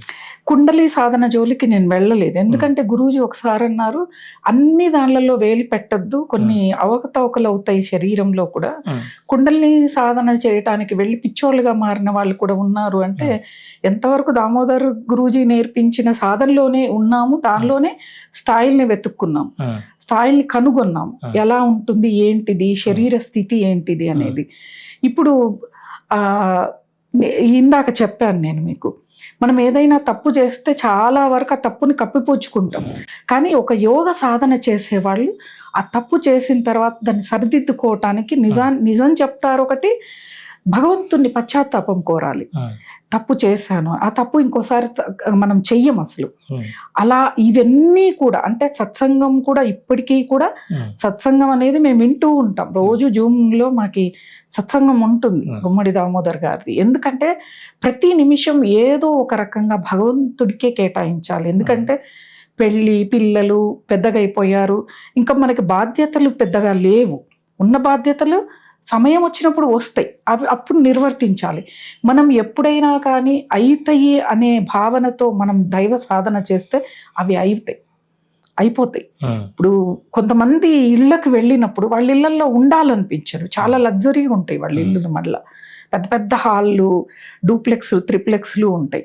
అక్కడికి వెళ్ళినప్పుడు కూర్చోవాలనిపించదు, ఎందుకంటే అక్కడ అహంకారం కనిపిస్తూ ఉంటుంది, వెంబడ లేచి వచ్చేస్తాం. స్లమ్లో, బస్తీలలో ఉన్న వాళ్ళ ఇంటికి వెళితే గంటలు గంటలు కూర్చోగలుగుతాను. వాళ్ళ అడిగారు చాలామంది, అబ్జర్వ్ చేసిన వాళ్ళు, ఎందుకు అలా అని. నాకు అక్కడ వాళ్ళ ఇది కనిపిస్తుంది, అక్కడ ఆధ్యాత్మిక జీవనం లేదు. అక్కడ నేను ఎక్స్పీరియన్స్ చేసింది కూడా, పాత ఇంట్లో ఉన్నప్పుడు నా సాధన చాలా అద్భుతంగా జరిగేది. లగ్జరీగా ఇల్లు కట్టుకున్న తర్వాత కొంచెం అట్నుంచి పక్కకు వచ్చానేమో నాకే అనిపించినప్పుడు, లేదు నేను ఎక్కడున్నా నేను సాధన చెయ్యాలి అని మొదలుపెట్టి, ఎక్కడున్నా కూడా, అంటే అదే ఏకాంతము, ఒంటరితనము, మౌనము, ఇవన్నీ కూడా మనకి అన్నీ నేర్పిస్తాయండి. ఇప్పుడు ఓషో, రజనీష్ గారు ఆయన ఏం సాధన చేశారు, ఎప్పుడు ఒంటరిగా కూర్చొని విశ్వంలోకి చూస్తూ కూర్చునేవాళ్ళు. అది నాకు ఎంత బలంగా నాటుకుపోయింది అంటే అంత బలంగా నాటుకుపోయింది. చాలా మంది ఏం చేస్తారంటే రమాదేవి గారు ఆధ్యాత్మికంలో ఉన్నారు, ఇంకేం పట్టించుకోరు అసలు. కానీ ప్రతిదీ నాకు ఆసక్తి అండి. ఒక ఎలక్షన్స్ వచ్చాయి, టీవీ చూస్తా, ఎవరు వచ్చారు, ఎవరు గెలిచారు, ఎవరు చేస్తారు, ఎవరేం చేస్తారో నాకు సంబంధం లేదు. నేను ఏవి కూడా ప్రభుత్వం దగ్గర నుంచి ఆశించను.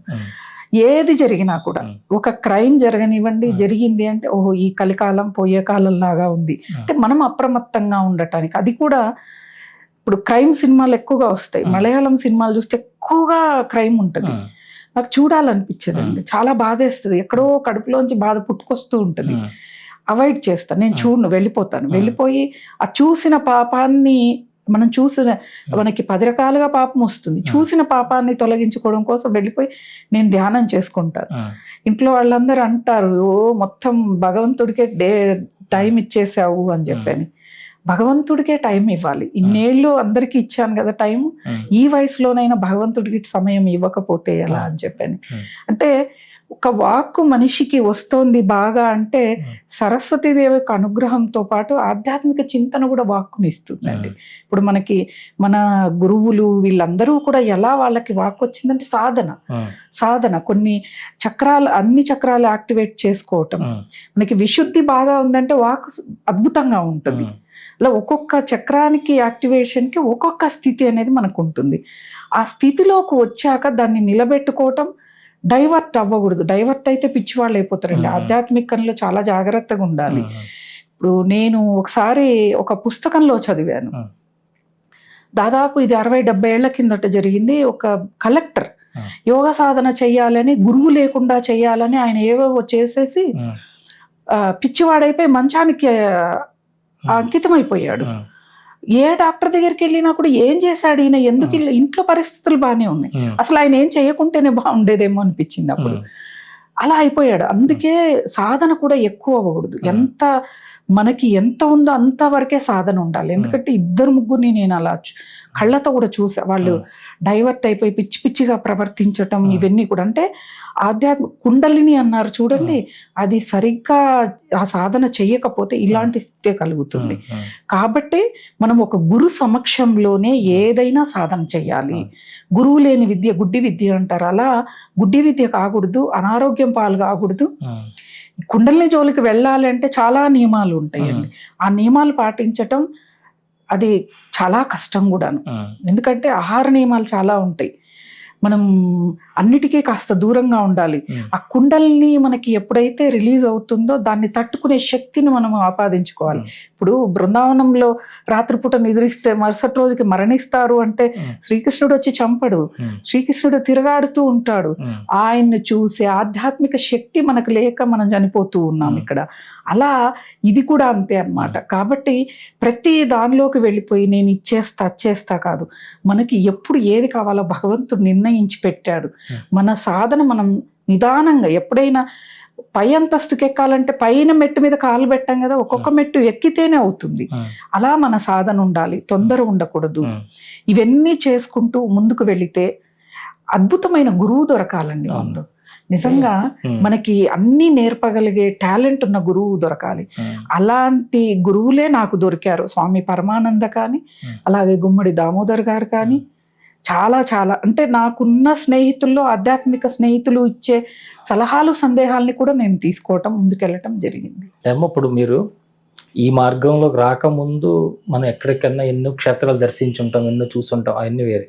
కానీ ఎప్పుడైతే ఈ సాధనా మార్గం ప్రవేశించిన తర్వాత ఏదైనా క్షేత్రానికి వెళ్ళినా, లేదంటే ఏదో ఒక ప్రదేశానికి వెళ్ళినా, అవి ఎప్పుడో మనం చూసినట్టో, లేదా మనం వెళ్ళినట్టో, లేదంటే అవేవో మనకు చెప్పాలన్నట్టు ఇట్లాంటి భావనలు ఉంటాయి కదా.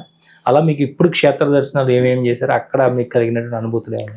ఒకసారి గురువు గారు మాకు హిమాచల్ ప్రదేశ్లో బనికేతన్ ఆశ్రమం ఉంది. ఆ బనికేత ఆశ్రమంలో గురు పౌర్ణమికి గురువు గారు ఆసారు అక్కడ ఉంటా అన్నారు. ఇది 94లో జరిగింది. అక్కడ ఉంటా అంటే వెళ్ళాం అందరం, గురూజీకి ఉన్న తెలుగు శిష్యులం అందరం కలిసి వెళ్ళాం. అక్కడికి వెళ్ళిన తర్వాత మేము ఒక 10-15 రోజులు ఆశ్రమంలో ఉండదలుచుకున్నాం. ఉన్నప్పుడు గురువు గారు అడిగా, ఇక్కడ ఉన్న ప్రదేశాలు చూస్తామంటే గురువు ఆశ్రమం వాళ్ళు ఒక వెహికల్ అరేంజ్ చేసి గురువు గారు కూడా మాతో వచ్చారు. ఇక్కడ ఆనందకరమైన విషయం ఏంటిదంటే గురువు పక్క నుండి తీర్థయాత్ర చేయటం అనేది చాలా చాలా వరం పొంది ఉండాలి. వచ్చారు. వచ్చిన తర్వాత మణికరణ్ అని ఒక ప్రదేశం ఉంటుంది.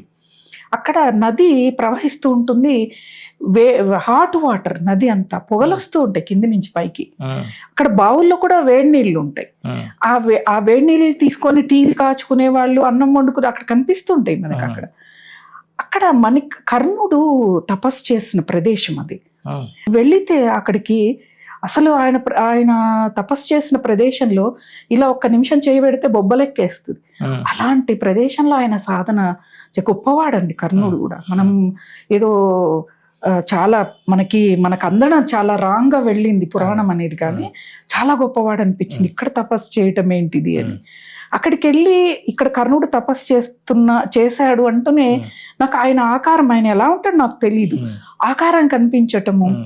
ఆ ఊరిలో తిరుగుతూ ఉంటాయి బావుల దగ్గరికి, ఇదంతా కొంచెం షాపింగ్ చేద్దాం, ఊరంతా తిరుగుదాం, అక్కడ నైట్ స్టే అన్నమాట. తిరుగుతూ ఉంటే ఇప్పుడు నేను పుట్టిన ఊర్లో తిరిగితే ఎలాంటి అనుభవం అంటే భయం ఉండదు కదా. ఈ వీధిలోకి వెళ్తే అది ఉంటుంది, ఈ వీధిలో అన్నీ నాకు తెలుస్తాయి. అక్కడ కూడా నాకు అదే ఫీలింగ్ అన్నమాట. అసలు అన్ని ఊర్లో తిరిగినప్పుడు భయంగా అందరితో ఉండేదాన్ని. ఈ మణికరణ్కి వచ్చినప్పుడు ఏంటిది నాకు ఈ అనుభవం ఏంటిది, నాకు అంతా తెలిసినట్లు, నాకు నేనుగా వెళ్ళిపోతాను, ఒక ధైర్యం అని ఆ రోజు రాత్రి గురువు గారు సత్సంగం అయిపోయిన తర్వాత ఆయన ఒక కిటికీ దగ్గర కూర్చొని చూస్తూ ఉంటే వెళ్ళాను నేను. నాకు ఇలా జరిగింది ఇక్కడ అంటే ఆయన చెప్పారు, నువ్వు పోయిన జన్మలో నువ్వు ఇక్కడే జన్మించావు కాబట్టి నీకు ఇక్కడ ఈ ప్రదేశంలో తిరగాడినట్లుగా నీకు అనుభవం కలుగుతుంది. ఇవి మనం తెలుసుకోవాలండి. ఎక్కడికైనా వెళ్ళినప్పుడు ఈ అనుభవాన్ని మనం పట్టుకోవాలి. ఇప్పటికి కూడా నేను ఎక్కడికైనా వెళ్ళినప్పుడు ఆ గురూజీ చెప్పిన మాటలు విని ఏ ఇంటికి వెళ్ళినా ఎవరితో మాట్లాడినా అనుబంధం కానీ, ఓహో వీళ్ళతో ఏదో బాగా గాఢానుబంధం ఉంది అనే ఒక అనుభవం వస్తుంది ఖచ్చితంగా. అలా నాకు తీర్థయాత్రల్లో గొప్ప అనుభవం అంటే గురువు గారితో చేసిన ఆ తీర్థయాత్ర. అక్కడ చాలా మెరాకిల్స్ గురువు గారు. హిమాచల్ ప్రదేశ్ ఎలా ఉంటుందంటే ఉదయాన్నే మనం ప్రయాణం చేయాలి అంటే ఉదయానికి చేస్తామో లేదో తెలియదు. ఎందుకంటే రాత్రి వర్షం పడితే కొండ చర్యలు విరిగి పడతాయి, రోడ్డు మీదకి వెళ్ళలేము. అయితే గురువు గారు మనం పొద్దున్నే బయలుదేరదాము అని చెప్పానని ఆ వెహికల్ అతను వచ్చి చెప్తే లేదు రేపు ప్రయాణం సాగదు, రేపు సాయంత్రం బయలుదేరదామన్నారు. తెల్లవారు లేసి చూస్తే అక్కడ కొండ చర్యలు విరిగి పడి ఉన్నాయి అర్ధరాత్రి. అంటే గురువుగా ఒక సద్గురు అనేవాడు తన శిష్యులని రక్షిస్తూ అంత కాపాడుకుంటూ, గుడ్డుని కోడి ఎలా కాపాడుకుంటుందో పొదగటానికి ఒక పక్షి గాని అలా కాపాడుకుంటాడు గురువు. మనము గురువు మీద నమ్మకం పెట్టడంలో ఉంటుంది అన్నమాట. అలా ఎక్కడికి పోయినా ఏ అనుభవం వచ్చినా గురువు గారితో పంచుకోవటం. ఇప్పుడు ఎలా పంచుకుంటున్నారన్న సందేహం మీకు రావచ్చు. ఇప్పటికీ నేను గురువు గారి యొక్క ఫోటో దగ్గర కూర్చొని నా అనుభవాన్ని చెప్పి నేను మెడిటేషన్ అంటే నాకు ఒక టెక్నిక్ చెప్పారు. నీకు ఒక బాధ కలిగినా, నీకు ఒక సందేహం తీరాలన్నా నువ్వు అనుకుని నాకు ఇది చెయ్యాలి అని మెడిటేషన్ చేయి. మెడిటేషన్ చేశాక గాఢంగా నిద్ర పడుతుంది నీకు, నిద్రపో, నేను దానిలో చూపించారండి. ఒకసారి చాలా పెద్ద కష్టం వచ్చింది. గురూజీ ఫోటో దగ్గర కూర్చున్న లేరు, శరీరం వదిలేసారు. ఏడ్చా మామూలుగా ఏడవను నేను ఏడ్చా అంటే నేను ఏడ్చింది ఎవరో చూసిండరు, అంటే అంత ఎవరు కనిపించకుండా ఏడుస్తా. ఏడ్చిన తర్వాత బాగా మెడిటేషన్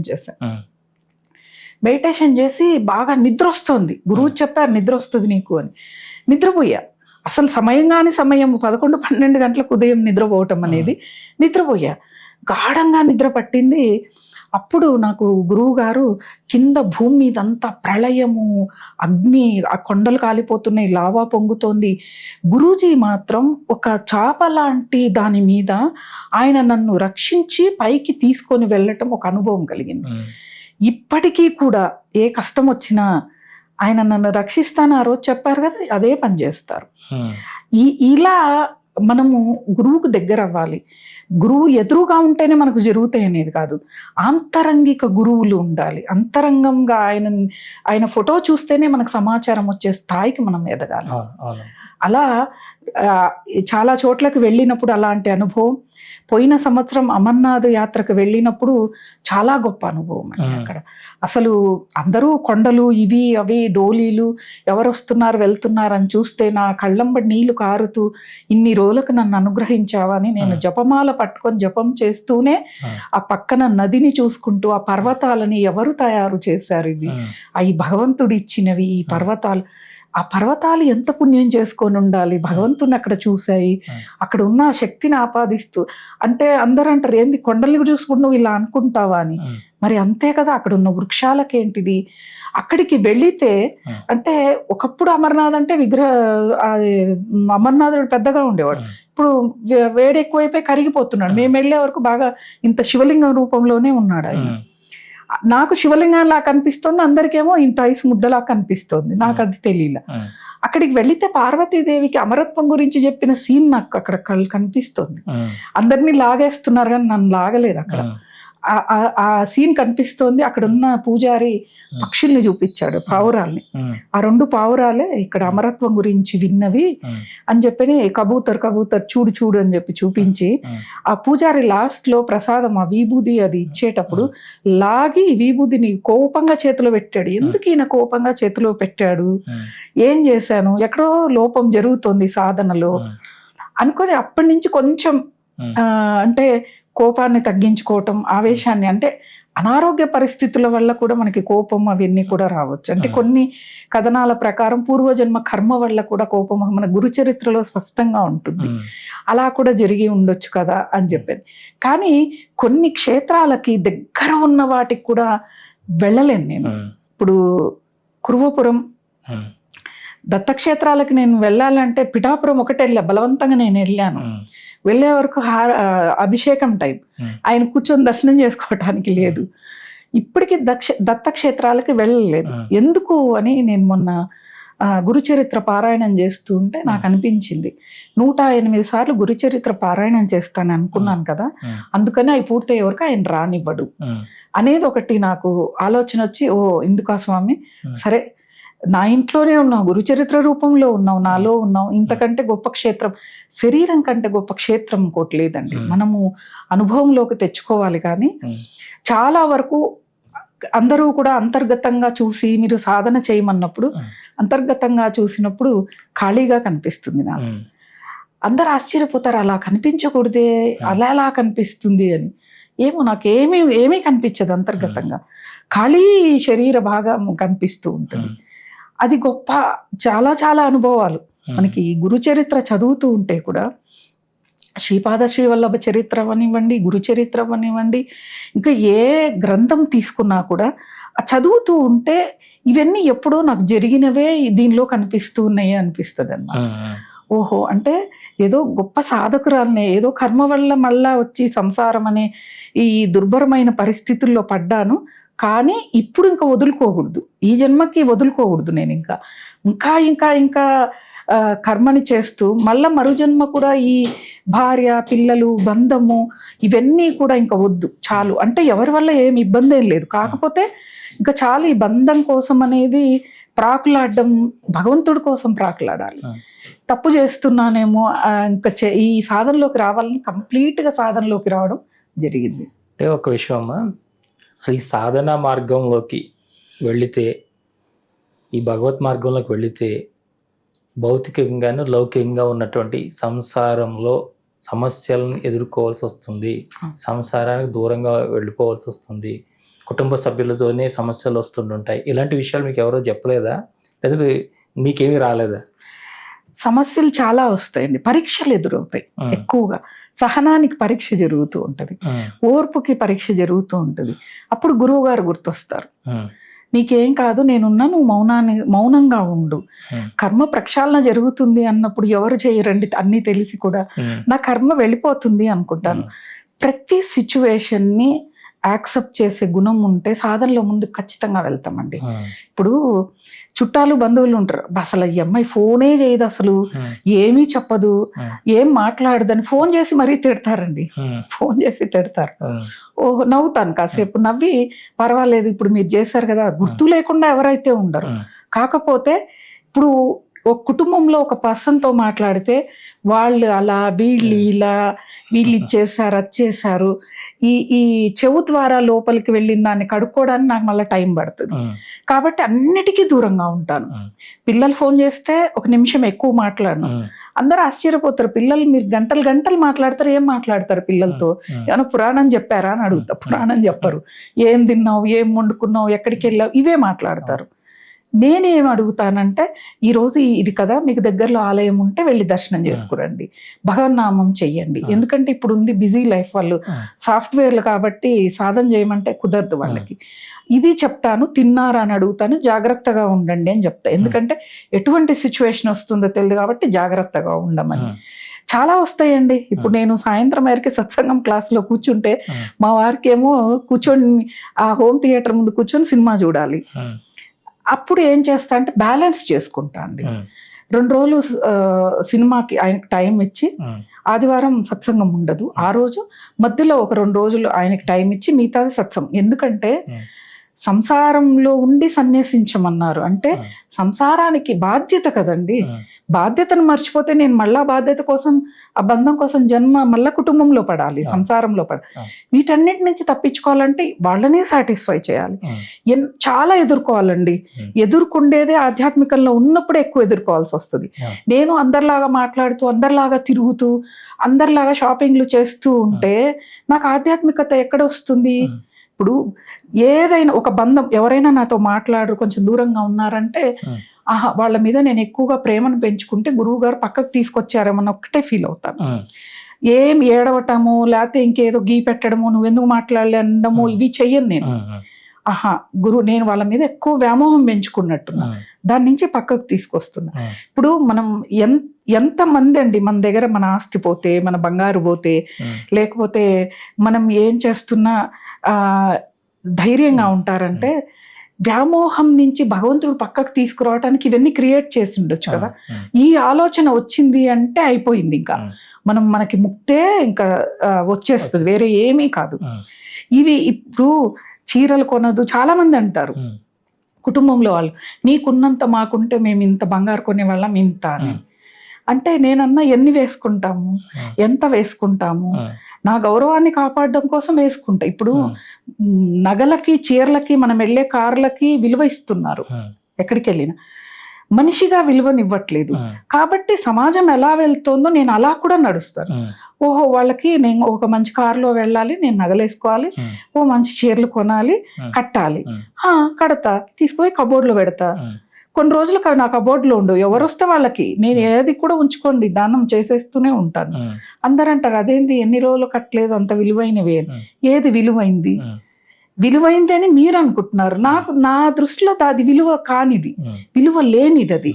ఇప్పుడు మా అత్తగారు, మా అమ్మగారు, వీళ్ళందరూ, మామగారు అందరు చనిపోయారు. నాది అనుకున్న ఇల్లు ఇక్కడే ఉంది, నా బంగారు అనుకున్నారు ఇక్కడే ఉంది, నా చీరలు అనుకున్నారు ఇక్కడే ఉంది. కనీసం బంగారు ఎవరికి చూపించరు, వాళ్ళే పెట్టుకుంటారు, ఇంకెవరికి ఎవరు, ఇక్కడే వదిలేసి వెళ్ళిపోయారు. మరి దానిల కోసం ఎందుకు తాపత్రయపడాలి? నేనేది ప్రతి ఒక్కళ్ళు కూడా చేసేది వాచ్మెన్ అంతే. ఆస్తులన్నీ సంపాదించి కాపాడడంలోనే జీవితం సరిపోద్ది. పిల్లలకి ఇచ్చేసి ప్రశాంతంగా మనము భగవంతుని నామ స్మరణ చేసుకుంటే, నిజం చెప్తున్నా, నా దగ్గర ఉన్నది పోయిన రోజు నేను తేలికయ్యా అండి. నిజంగా నాకు అనుభవం ఏంటో నాకు తెలీదు. ఎంత తేలికయ్యా అంటే, అబ్బా ఇంత ఆనందం ఉందా ఇందులో. అంటే ఈ ఆస్తులు ఇవన్నీ బంధాలు కదా. ఒకానొక టైంలో నేను ఒక ట్రస్ట్ని పెట్టి కొంతమంది మహిళలకి జీవనోపాధి కల్పించాలి, కొంత ధనాన్ని డిపాజిట్ చేసి అనుకున్న రోజు అని బాగా బలంగా ఉండింది. ఒకరోజు ధ్యానం చేస్తూ ఉంటే నాకు ఒక సందేశం ఏంటిది అంటే, కొత్తగా బంధాన్ని ఏర్పరచుకోకు. నేను అది పెట్టా అనుకోండి, నాకు దాని మీదే ఉంటుంది. వాళ్ళకి ఏమైందో, వాళ్ళు ఏం చేస్తున్నారో, దాని మీద ఏం కామెంట్స్ వస్తున్నాయో అని ఒక బంధం ఏర్పడుతుంది. ఈ బంధాన్ని నేను ఏర్పరచుకోకూడదు. అవి చేయటానికి ప్రభుత్వాలు ఉన్నాయి, సమాజం ఉంది, వాళ్ళు చూసుకుంటారు. ఇది నా పని కాదు. నా పని నా గురువు నాకు అప్పగించింది ఏంటిది, సాధన చేయమని చెప్పి, అది ఒక్కటే నేను చెయ్యాలి అని చెప్పానని నేను పక్కకు రావడం జరిగింది.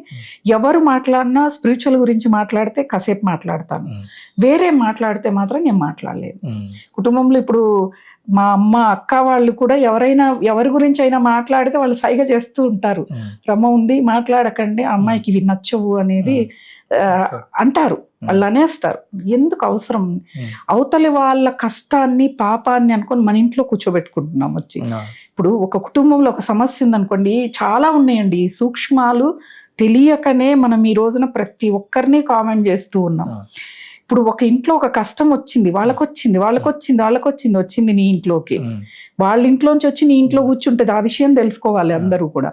ఇప్పుడు మాస్టర్ సివివి గారని ఉండేవాళ్ళు, ఆయన పుస్తకంలో ఒకటి రాస్తున్నాడు ఒకప్పుడు, దయ్యాలు ఇప్పుడు మన ఇంట్లో ఎవరైనా మరణించారు, వాళ్ళు కనిపిస్తారని కొన్నిసార్లు, ఎక్కువ సార్లు అనుకోండి కనిపిస్తారు అని. అంటే ఆ శక్తి ఉన్నట్టే కదండి మనకి. మనలో మన భావనకి చాలా శక్తి ఉంది. మనం ఏమనుకుంటామో, మరి భగవంతుడిని అనుకుంటే కనిపిస్తాడంటే ఆయన్ని పట్టుకోవడం చాలా కష్టం. ఆయనను పట్టుకోవడం కష్టం. మనం చాలా నియమాలు, కొన్ని జన్మలు ఎత్తాలి, ఇవన్నీ చేస్తేనే ఆయన్ను పట్టుకోగలం. మరి ఇది చెప్పారంటే ఇది వేరు, అది వేరు. ఆధ్యాత్మికం వేరు, సమాజం వేరు, నెగిటివిటీ. ఇప్పుడు దయ్యము, భూతం ఇదంతా నెగిటివిటీకి సంబంధించి, అది వేరు. ఇప్పుడు మనకి ప్రధానంగా జరిగేది ఏంటిదంటే, సమాజము మనకి ఇదంతా కూడా నెగిటివిటీ స్ప్రెడ్ అయింది. మనుషుల లోపల నెగిటివిటీ పెరిగిపోయింది. ఓర్పు లేదు, ఒకరిని చూస్తే ఓర్చుకోలేము, ఒకరు బాగుపడితే ఓర్చుకోలేము. నేను ఈ స్పిరిచువల్ ఛానల్లోకి వచ్చి చెబితే నేను ఎన్ని కామెంట్స్ని ఎదుర్కొన్నాను చెప్తూ ఉంటే. ఓ సరే, భగవదర్పితం అంతే, శ్రీకృష్ణార్పణం అనుకోవటం. ఏది చేసినా ఏది వచ్చినా ఆయనకు అర్పించేసి నా పని నేను చేసుకుంటూ వెళ్ళటం. కర్మ అనుభవించరా, నేను అనుభవిస్తానా అనేది తర్వాత సంగతి. మనం సాధనలో ఉన్నప్పుడు మాత్రం నియమాలు తప్పనిసరి, నియమాల్ని పాటించాలి, కొన్ని అలవాట్లను మార్చుకోవాలి. ఒంటరిగా ఉండటం అంటే సంగమం, అంటే 10 మందిలోకి కలవడం తగ్గించాలండి. గురువు గారు ఒకటే చెప్పేవాళ్ళు, మీరు సాధన చేస్తున్నప్పుడు బయట తిరగడం మానేయండి. మానేస్తే మీ సాధనకి శక్తి ఎక్కువ వస్తుంది. ఎందుకు అలా అని చెప్పి నేను ఒకసారి ఆలోచిస్తే, ఇప్పుడు సమాజంలో ఎక్కువగా క్రైమ్ చేసే వాళ్ళే మన మధ్యలో తిరుగుతారు. మనం వాళ్ళ వెంబడి ట్రావెల్, బస్సు ఎక్కొచ్చు, ఆటో ఎక్కొచ్చు, ఇంకేదైనా ఎక్కొచ్చు. ఓ మీటింగ్ వెళ్ళో లేకపోతే ఇంకో చోటికి వెళ్ళామనుకోండి, వాడి పాపం ట్రాన్స్ఫర్ అయ్యి మన పుణ్యం వాడికి ట్రాన్స్ఫర్ అవుతుంది. అది కూడా నేను గమనించా. హీనతని పొందాను నేను. అమ్మో ఏంది నేను ఇంత శక్తిహీనరాలైపోయాను, వెళ్ళిపోయింది అని ఆ ఆర్గనైజేషన్స్లో వర్క్ చేసి అవన్నీ కూడా వెనక్కి రావడానికి కారణం ఏంటిది అంటే, ఈ సాధనలోకి వచ్చినప్పుడు ఇవన్నీ కూడా నచ్చవు. అలా ఈ సమాజంలో కానీ అన్ని ఎదుర్కోవాలండి. ఆధ్యాత్మికంలో ఉన్నప్పుడే ఎదుర్కోవాలి. మనకి ఎన్ని పురాణ గాథలు లేవు, ఉన్నాయి కదా. అంటే వచ్చాక బాగా అనుభవం అయింది మీకు. రాకముందు అయితే దీంట్లోకి వెళ్తే ఇన్ని బాధలు ఉంటాయని ఎవరు చెప్పలేదు. అంటే నేను బాధ అనుకోలేదు. అంటే ఏ ఫీల్డ్లోకి వెళ్ళినా కూడా మనము వాటిని ఇవి సఫర్ అవుతూనే ఉంటారు. ఇప్పుడు ఒక దేవస్థానం యొక్క న్యాయకర్తగా గానో ధర్మకర్తగా ఉన్నా ఫేస్ చేయాల్సిందే. అర్చన చేసే పూజారి ఫేస్ చేస్తున్నాడు, పొలిటీషియన్స్ ఫేస్ చేస్తున్నారు, ఛానల్స్ రన్ చేసి మీరు ఫేస్ చేస్తున్నారు. మాకెందుకుండవు? ఎక్కువ పరీక్షలు ఎదురయ్యేది మాకే. మరి భగవంతుడు అందరి ద్వారా పరీక్షల్ని పెడుతూ ఉంటాడు. వీటిని ఎప్పుడైతే దాటగలుగుతామో, ఎప్పుడైతే ఇవి నథింగ్, ఇది కాదు అనుకున్నారులే, ఈ రోజు ఉన్న శరీరం రేపు ఉండదు. ఇప్పుడు ఈ రోజు రాత్రి చూస్తాము, ఒక మనిషిని పొద్దునకి చనిపోయి ఉంటాడు, ఆ మనిషి అన్న మాటల్ని నేను ఎందుకు పట్టుకోవాలి అని అనుకుంటే చాలా మంచిదండి. ఎప్పుడూ కూడా ఎవరైనా, పురుషుడైనా స్త్రీ అయినా, ఎవరైనా కూడా ముఖం మీద చిరునవ్వు అనేది లక్ష్మీకరం అండి. మనం అందరము లక్ష్మి అంటే ధనధాన్యాలు వీటి మీద ఫోకస్ చేస్తాం. లక్ష్మి అనేది చాలా విషయాలు ఉన్నాయండి. అంటే ఇవన్నీ కూడా పురాణాల్లో కాదు, నా అనుభవపూర్వకంగా. ఒక అందమైన పూజా మందిరం ఉంది, అక్కడ లక్ష్మి ఉంది, అలక్ష్మి లేదు. ఇంట్లో కుటుంబం సఖ్యతతో ఉంది, అక్కడ అలక్ష్మి లేదు, లక్ష్మి ఉంది. అంటే ఇన్ని స్థానాల్లో లక్ష్మి ఉంటుంది. మనకి మహాభారతంలో చెప్పారు 96 స్థానాల్లో లక్ష్మి ఉంటుంది అని. అలా ప్రతి ఒక్కళ్ళు లక్ష్మి, మా ఇంట్లో స్థిరంగా డబ్బులు ఉండాలి. ఒక 5 లక్షల డబ్బులు, 1 కేజీ బంగారు ఇంట్లో పెట్టుకొని నిద్రపోగలుగుతామా అండి? దానికోసం ఇంత తాపత్రయపడతాం. అన్ని లాకర్లలో, బ్యాంక్ డిపాజిట్లలోనే పెట్టుకొని బతుకుతూ. దీనికోసం ఎందుకు? బతకడానికి కావాలి, ఉండకూడదు అనేది కాదు. మనం పిల్లల్ని చదివించుకోవాలి, ఒకరిని చేయి చాచి అడగకుండా డబ్బులు అనేది ఉండాలి. అదే చెప్తున్నాం కదా, ఔషధం ఎంత కావాలో అంతే తీసుకోవాలి, ఎక్కువ తీసుకుంటే అనారోగ్యం అవుతుంది. అలా మనం అన్నిటిని ఎదుర్కొంటేనే రాయి అవుతుంది. ఒక రాయి శిల్పింగ్ అందరూ చెప్పేదే, చెక్కినప్పుడు బాధలు కోర్చుకుందేమో పూజలు అందుకుంటుంది, బాధలు కోర్చుకుందేమో బయట ఫ్లోరింగ్ లాగా ఉండి అందరూ తొక్కుతూ ఉంటారని. ఓర్చుకుంటేనే భగవంతుణ్ణి పట్టుకోగలం. మీరు జన్మించినటువంటి ప్రదేశం ఏదైతే ఉన్నదో అండి, నంద్యాల దగ్గర, ఆ ప్రాంతంలో ఎక్కువ మంది ఈ అవధూతలు కానీ గురువులు కానీ వారంతా కూడా ఆ ప్రాంతం నుంచి ఎక్కువగా రావడం జరిగింది. ఈ గురు బోధలు ఎక్కువ చేయడం జరిగిందని. అంటే ఎప్పుడైనా ఆలోచించారా, నేను ఏదైనా గత జన్మలో సాధన చేసి ఆ శాపగ్రస్తంతో కానీ వచ్చి ఇక్కడ పుట్టేనా, అట్లాంటివి ఏమైనా మీకు తెలిసినాయా, ఆలోచించారా? అది నేను ఎప్పుడు ఆలోచించలే. గురువు గారు ఒక్కటే చెప్పారు, పూర్వజన్మని పట్టుకొని అదే కర్మ అనుకుంటూ ఉండటం కంటే సాధన చేస్తే ఆ కర్మ పోగొట్టుకోవచ్చు కదా అని. నేను ఉన్న చోట, నేను పుట్టింది కడప జిల్లా అండి. కడప జిల్లా గిద్దలూరు అందరికి తెలిసే ఉంటది. అక్కడి నుంచి చాలా దగ్గర ప్రదేశం, అది చిన్న పల్లెటూరు, రాయలసీమ. ఎట్లా అంటే ఇంకా కడప జిల్లా అంటే భగభగలాడే రాయలసీమ. అసలు ఫ్యాక్షనిజం బాగా తాండవిచ్చే ఆ ఊర్లో పుట్టడం. మా ఇంటికి ఏంటిది అంటే చిన్నప్పటి నుంచి కూడా పెద్ద కుటుంబం, ఊర్లో పేరున్న కుటుంబం. రాజకీయ నాయకులు ఎవరు వచ్చినా మా ఇంటికి వచ్చి కాఫీ లాంటివి తాగేసి, ఏమన్నా భోజనం టైం అయితే భోంచేసి వెళ్ళే ఒక గొప్ప సంపన్న కుటుంబం. ఇప్పుడు రాజశేఖర రెడ్డి, వైఎస్ రాజశేఖర రెడ్డి గారు వాళ్ళందరూ కూడా మా ఇంటికి వచ్చిన వాళ్ళు మా చిన్నప్పుడు అంతా. అప్పుడు నాకు అనారోగ్య సమస్య ఉంటే రాజశేఖర రెడ్డి అంకులే నాకు వైద్యం చేస్తే అప్పటి నుంచి నాకు అనారోగ్య సమస్యలు, చాలా మంచి చెయ్యింది వైద్యుడిగా, చాలా మంచి చెయ్యింది.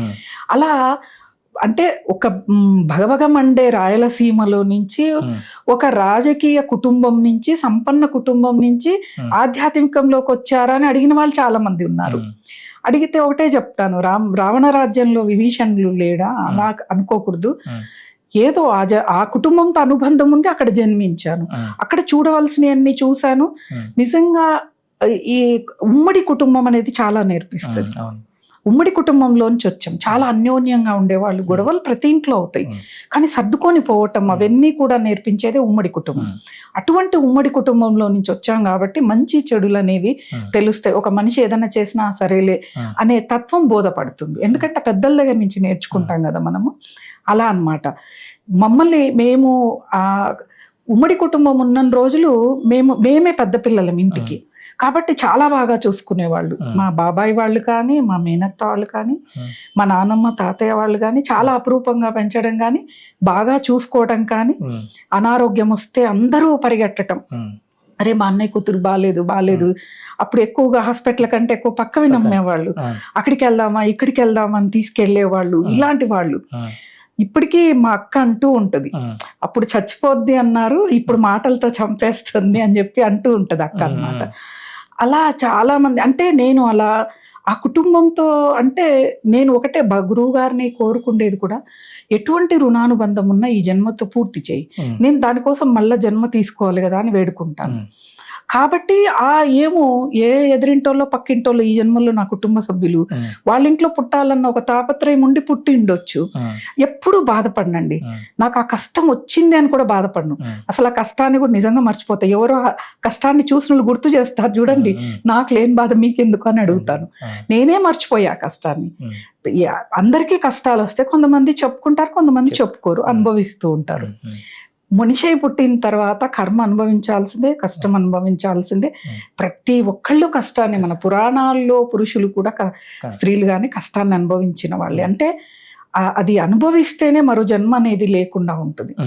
అంతేకాని ఈ ఇంట్లో పుట్టానే, ఇంటికి వచ్చానే, ఇన్ని బాధలు పడ్డానే అని ఎప్పుడు కూడా నేను ఫీల్ కాదు. వాళ్ళు అలా చేశారు కాబట్టి నాకు ఆధ్యాత్మిక జ్ఞానం పెరిగింది.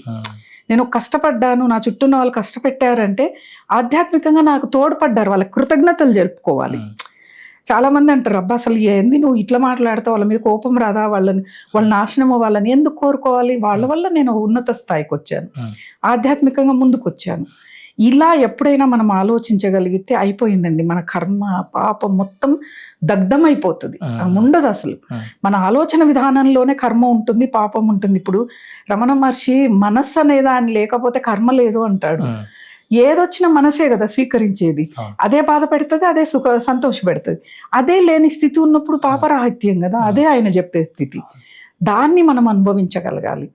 ఏ మనిషితో మనకి అన్యాయం జరిగింది, అధర్మం జరిగిందంటే ఏ జన్మలో నేను చేసి ఉండొచ్చు, దాని తాలూకు ఇప్పుడు నా మీద వాళ్ళు ప్రతీకారం తీర్చుకోండి. ఓకే, నాకు ఈ జన్మ ఆఖరి అనుకుంటున్నా కాబట్టి, కావాలనుకుంటున్నా కాబట్టి, ఉంటుందో లేదో నాకు తెలియదు, నేను అనుకుంటున్నా ప్రతి ఒక్కళ్ళకి ఒకటి ఉంటది కదా, కాబట్టి అనుభవించేస్తా, ఈ జన్మలోనే అనుభవించేసేయాలి ఏవి ఉన్నా కూడా. అనేది. కాకపోతే ఎవరేమన్నా నవ్వుతూ స్వీకరిస్తూ భగవంతుని పట్టుకోవడమే, భగవద్ అర్పితం చేయటమే మనం చేయవలసిన మొదటి పని.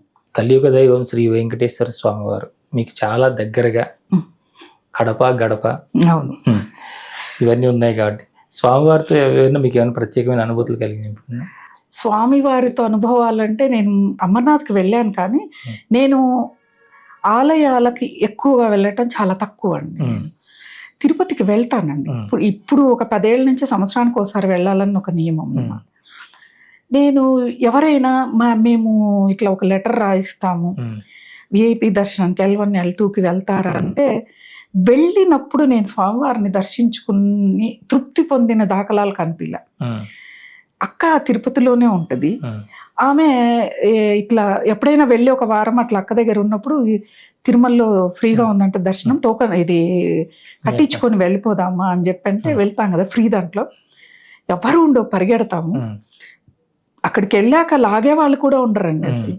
నాకు అనిపిస్తుంది L1 L2 2 గడపల ముందుకు వెళ్ళినా కూడా దర్శనం ఇవ్వవే నువ్వు, ఈ ఫ్రీ దర్శనంలో నిలబెట్టి మరీ దర్శనం ఇస్తావేందయ్యా నువ్వు అంటే. ఆ భగవంతుడు లీల అలా ఉంటుందండి. ఇప్పుడు ఆ క్షణకాల దర్శనమే, తర్వాత ఆయన గుర్తుండడు మనకి. కానీ ఆతృత, ప్రతి భక్తుడు ఎంత భక్తితో వెళ్తాడు. అయితే తిరుమల కొండ ఎక్కుతున్నప్పుడు కూడా చాలా మంది నియమాలు పాటించాలండి. ఎందుకంటే మనం అవి సాలగ్రామాలు అనుకోండి, షట్చక్రాలు అనుకోండి, 7 లోకాలు అనుకోండి, 7 కొండలు అనుకోండి, ఇంకేమైనా అనుకోండి, ఒక సత్యం ఏంటిది అంటే కింది కొండ నుంచి పై కొండ వరకు, అంటే మూలాధార చక్రం నుంచి 7వ కొండ మీద స్వామి వారిని, అంటే మన బ్రహ్మరంధ్రం నుంచి, అంటే మనం యోగా అనుభవంకి వస్తే బ్రహ్మ అనుభవం మనకి ఎప్పుడు కలుగుతుంది అంటే భగవంతుని దర్శనం చేసుకున్నప్పుడు. మనకి సహస్రాల చక్రాన్ని ఛేదిస్తేనే భగవంతుణ్ణి అందుకోగలమనే దానికి సంకేతంగా మనకు అక్కడ వెంకటేశ్వర స్వామి కూర్చొని ఉన్నాడు స్వామివారు. నేను అసలు దర్శనం ఒకసారి చేసుకున్నా నేను 3-4 రోజులు కొండ మీద ఉంటాను. ఎందుకంటే సాయంకాలం కానీ అలా వెళ్ళి ఆ మాడవీధుల్లో కూర్చొని భగవంతుడు అనుగ్రహం ఎక్కడ లేదండి అసలు. పౌర్ణమి రోజు వెళ్తే స్వామివారు మాడవీధుల్లో తిరుగుతుంటే ఎంత ఆనందం ఉంటుంది. ఆ గజరాజుల్ని చూస్తే మీరు ఏమన్నా అనుకోండి, టీవీలో చూసినా నాకు తెలియని ఒక పులకింత గజరాజుల్ని ఎంత పుణ్యం చేసుకో, ఆ నామాలు ఎంత బాగా పెట్టించుకున్నారయ్యా స్వామివారివి, ఎంత బాగా స్వామివారి ముందు తిరుగుతారు మీరు, ఎవరిని ఏమీ అనరండి పక్కన ఉన్న వాళ్ళని. అసలు ఆ గజరాజులు ఎంత ఆనందం అసలు. నాకు ఒకసారి ఒక ఛానల్లో స్వామివారి బ్రహ్మోత్సవాల గురించి చెప్పడానికి అవకాశం కలిగినప్పుడు నేను దాని గురించి రీసెర్చ్ చేస్తుంటే ఎంత గొప్ప అనుభవం అండి. భగవంతుడి వెంకటేశ్వర స్వామికి చాలా కృతజ్ఞతలు చెప్పా. నాకు ఇంత అవకాశం ఇచ్చావు తండ్రి, అసలు నా నోటి నుంచి నువ్వు చెప్పించుకోదలిచావా, నాకంతా నేను అంత గొప్పదాన్నా అని చెప్పాను. ఆ మాడవీధులు, ఆ వాహనాలు ఎంత అద్భుతం అండి. ప్రతి ఒక్కటి బ్రహ్మదేవుడే స్వయంగా వచ్చి ఉత్సవాలు జరిపిన ఆ ఉత్సవాల్లో చెప్పటము. అసలు నేను ఎప్పుడు బ్రహ్మోత్సవాలకు వెళ్ళను, ఎందుకంటే క్రౌడ్ ఉన్న ఆలయాలకి నేను చాలా తక్కువగా వెళ్తానండి. ఎందుకంటే తోసుకోవటం, అక్కడ అందరూ ఆ హడావుడి నాకు నచ్చదు. ఖాళీగా ఉన్నప్పుడు భగవంతుని యొక్క దర్శనం చేసుకుందామన్న ఆలోచనలో ఉంటా. చాలా మంది పండగ రోజు అది వెళ్ళవా అంటే వెళ్తాను. ఎప్పుడు అందరూ వెళ్ళి వచ్చాక, ఇప్పుడు వైకుంఠ ఏకాదశి అంటే 3 గంటలకి దర్శనం చేసుకోవాలంటే రాత్రి 12 నుంచి క్యూలో ఉంటారు. నేను అలా వెళ్ళను, మధ్యాహ్నం 12కో 1 గంటకో వెళ్తాను. అంటే అప్పటికి ఆ జనాలు వెళ్ళి దర్శనం చేసుకోవడం రావడం అయిపోయాక, అంటే స్థిమితంగా భక్తితో భగవన్నామ స్మరణ చేస్తూ ఆయన లీలల్ని స్మరించుకుంటూ వెళితే అద్భుతంగా ఉంటుంది. అక్కడికి వెళ్ళే వరకు ఆ వెంకటేశ్వర స్వామి దర్శనం అనేదే మనకి సర్వ పాపహరణం. ఇంకోటి, కొండ ఎక్కుతున్నప్పుడు పక్కన గోవింద నామాలు కనిపిస్తూ ఉంటాయి, అవి చదువుతూ వెళితేనండి నిజంగా ఆధ్యాత్మిక శక్తి అక్కడనే పట్టుకోవాలి మనం. ఒక్కొక్క కొండ దాటుతూ ఉన్నప్పుడు ఓహో ఈ చక్రాన్ని దాటాను, ఈ యొక్క చక్రాన్ని దాటాను, అప్పుడు స్వామివారి దర్శనం అయినప్పుడు ఓహో సహస్రాల చక్రం నుంచి భగవద్ దర్శనం అయింది, నాకు భగవంతుని పట్టుకున్నాను అన్న యొక్క ఆలోచన నాకు వస్తుంది. అసలు ఏ క్షేత్రానికి వెళ్ళినా, నేను వెళ్ళే తక్కువైన కొన్ని క్షేత్రాలకి ఆ భగవంతుడి యొక్క ముఖ కవళికను చూస్తే వచ్చావా అన్న చిరునవ్వు నాకు కనిపిస్తుంది. అంటే నా కోసం వాళ్ళు ఎదురు చూస్తున్నారా అనిపిస్తుంది.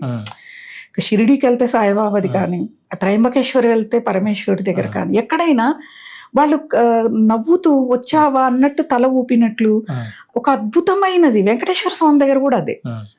ఇప్పుడు వెళ్ళే ప్రతి ఒక్కళ్ళు నిజమైన భక్తులని నేను చెప్పను. అందరూ చెప్తూ ఉంటారు కదా, ఎవరో వచ్చే ఒక్క భక్తుడి కోసం చూస్తాడు, వాడేం వజ్రాల కిరీటాలు రావు, తారు విఐపి దర్శనాల్లో రారు, వాళ్ళు సాధారణ భక్తుల్లో కూడా రావచ్చు. నేను అలా సాధారణమైన దానిలో వెళ్ళి భగవంతుడు నా కోసం ఎదురు చూడాలి అంటే నేను పరిపక్వతలో ఉండాలి, సాధనలో ఉంటే భగవంతుడు ఎదురు చూసే స్థాయికి నేను రావాలి అనే దాంతో నేను వెళ్తాను. స్వామి వచ్చిందో లేదో, నేను నీ దర్శనం అయితే అయింది. ఆయన దర్శనం ఇవ్వాలనుకుంటే అండి, ఏ విఐపి దర్శనాలు అక్కడ నేను చెప్పా కదా, ఫ్రీ దర్శనం, సాధారణమైన దర్శనంలో వెళ్తే అక్కడ ఎవరూ లేక నిలబెట్టారు. ఎంత ఆనందం, అసలు ఆ ఆనందానికి అవధులు లేవు. శరీరాన్ని, ఆ స్థలాన్ని మర్చిపోయి స్వామివారిని దర్శనం చేసుకోవటం, ఇంత అనుగ్రహం ఇచ్చావా స్వామి.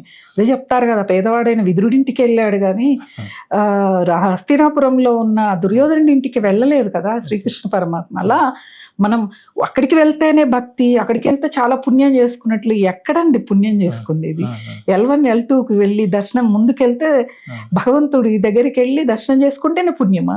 సాధారణ దర్శనం చేసుకున్న వాళ్ళు పుణ్యం చేసుకోలేదా? తప్పు. మనము భగవద్ దర్శనంలో కూడా కొన్ని నియమాల్ని పాటిస్తూ ఆ భగవంతుడి యొక్క శక్తి, అక్కడికి వెళ్ళాక చూడు కళ్ళు మూసుకోవద్దు, వాళ్ళు వచ్చారు చూడు, వీళ్ళు లాగారు, ఇవి ఉంటాయి. ఇది కాదు, మౌనంగా భగవంతుని దర్శనం చేసుకోవాలి. ఆ భగవంతుడు మీదే కేంద్రీకరించాలి. కళ్ళు మూసుకోవడం లాంటివి ఇవి చేయకూడదు.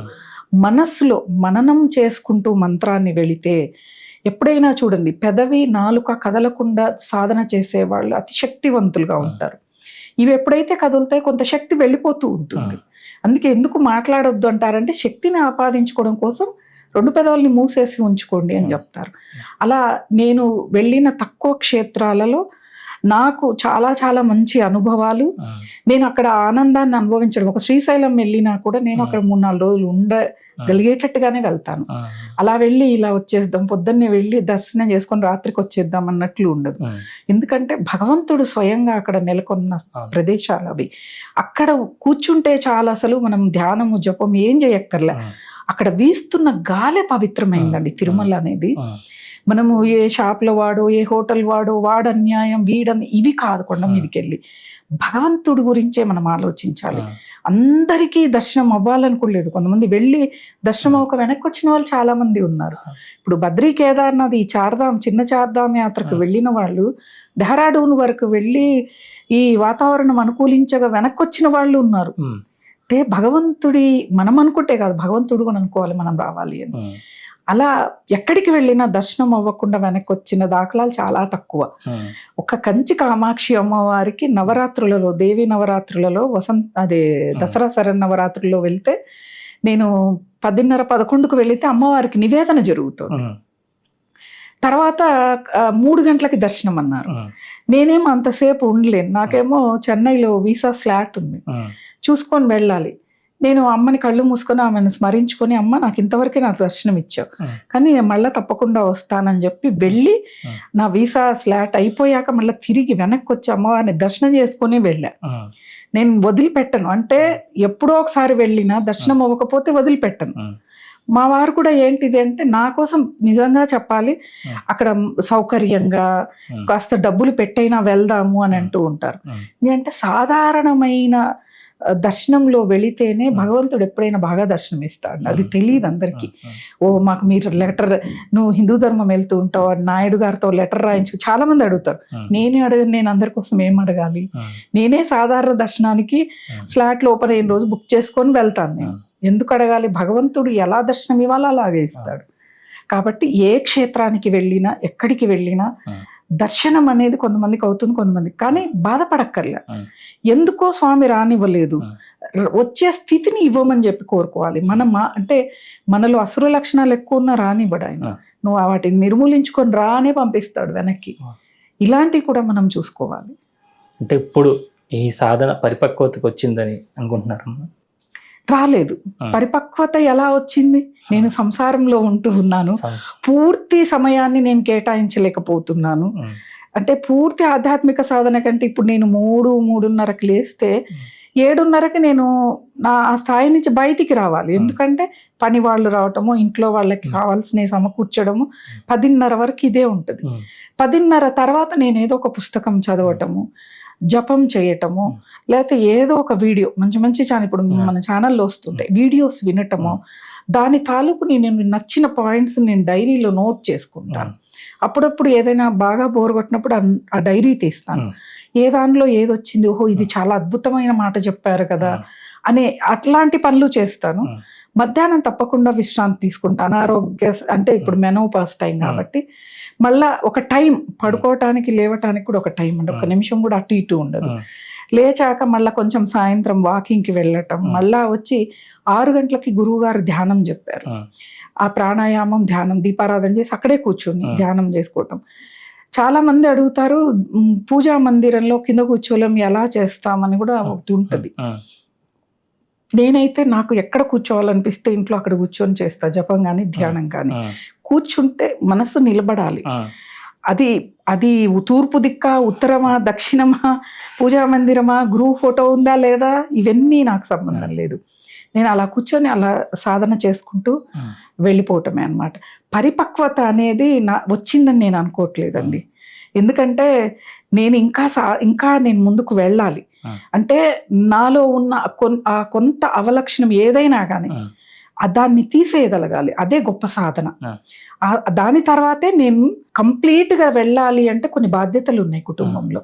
ఆ బాధ్యతల కోసం నేను కొంచెం టైం ఇవ్వాలి, అలాగే మాట్లాడాల్సి వస్తుంది. ఇవన్నీ అయిపోయిన తర్వాత మాత్రం నేను పూర్తిగా భగవత్ సాధనకే. ఎందుకంటే ఒక పక్షి నాకు చాలా నేర్పించిందండి. మేమున్న ఇంట్లో బాల్కనీలో పావురం ఒక గుడ్డును పెట్టింది. అది రోజు వస్తుంది, పిల్లతో పొదుగుద్ది. పిల్ల పుట్టిన తర్వాత అది ఎగరడం నేర్పిస్తుంది. ఎగరడం నేర్పించి పక్కింటి మీదకి వాడడం నేర్పిస్తుంది. కొంచెం ఎగిరాక తల్లి పక్షి అసలు ఉండదండి. పిల్ల పక్షి సొంతంగా ఎగురుద్ది. ఒక పక్షికి ఉన్న జ్ఞానం మనకు లేదు. బతికి ఉన్న రోజులు పిల్లలు, వాళ్ళ జీవితము, జ్ఞానాన్ని ఇచ్చాం కదా మనం. బ్రతకలేమా? మనం బతికున్న రోజులు మన తల్లిదండ్రులు మనతో ఉండరు. మరి మనం ఉన్న రోజులు మన పిల్లలు ఉంటారు.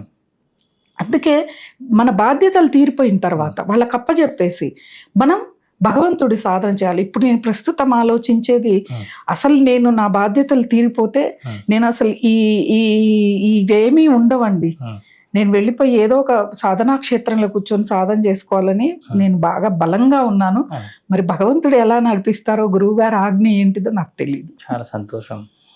మీరు అనుకున్నటువంటి ఏదైతే ముక్తి, మోక్షము, లేదంటే జన్మరాహిత్యం ఏదైతే కోరుకుంటున్నారో అది ఖచ్చితంగా మీ గురువుల ద్వారా మీకు నెరవేరాలని కోరుకుంటూ చాలా విలువైన సమాచారాన్ని, చాలా విలువైన విషయాలను కూడా మాకు తెలియజేశారు. చాలా సంతోషం. నమస్తే. ఇంతవరకు తన ఆధ్యాత్మిక ప్రయాణంలో ఎదురైనటువంటి ఎన్నో గొప్ప అనుభూతులు, అనుభవాలు, గురువులతో వారికి ఉన్నటువంటి ప్రత్యేకమైనటువంటి అనుబంధం, అలాగే ఈ మార్గంలోకి వచ్చిన వారు ఎదుర్కొనే మామూలు సవాళ్ళు, చాలా ప్రతి ఒక్కరి కూడా ఖచ్చితంగా వచ్చేటటువంటి ఇబ్బందులు, ఇలాంటి ఎన్నో విషయాలు వారి జీవితానికి అన్వయించుకుంటూ మనకు తెలియజేశారు రమాదేవి గారు. మరి వారికి కృతజ్ఞతలు తెలియజేసుకుంటూ మరొక ఇంటర్వ్యూలో మళ్ళీ కలుసుకుందాం. అంతవరకు చూస్తూనండి శ్రీ సన్నిధి టీవీ. నమస్కారం.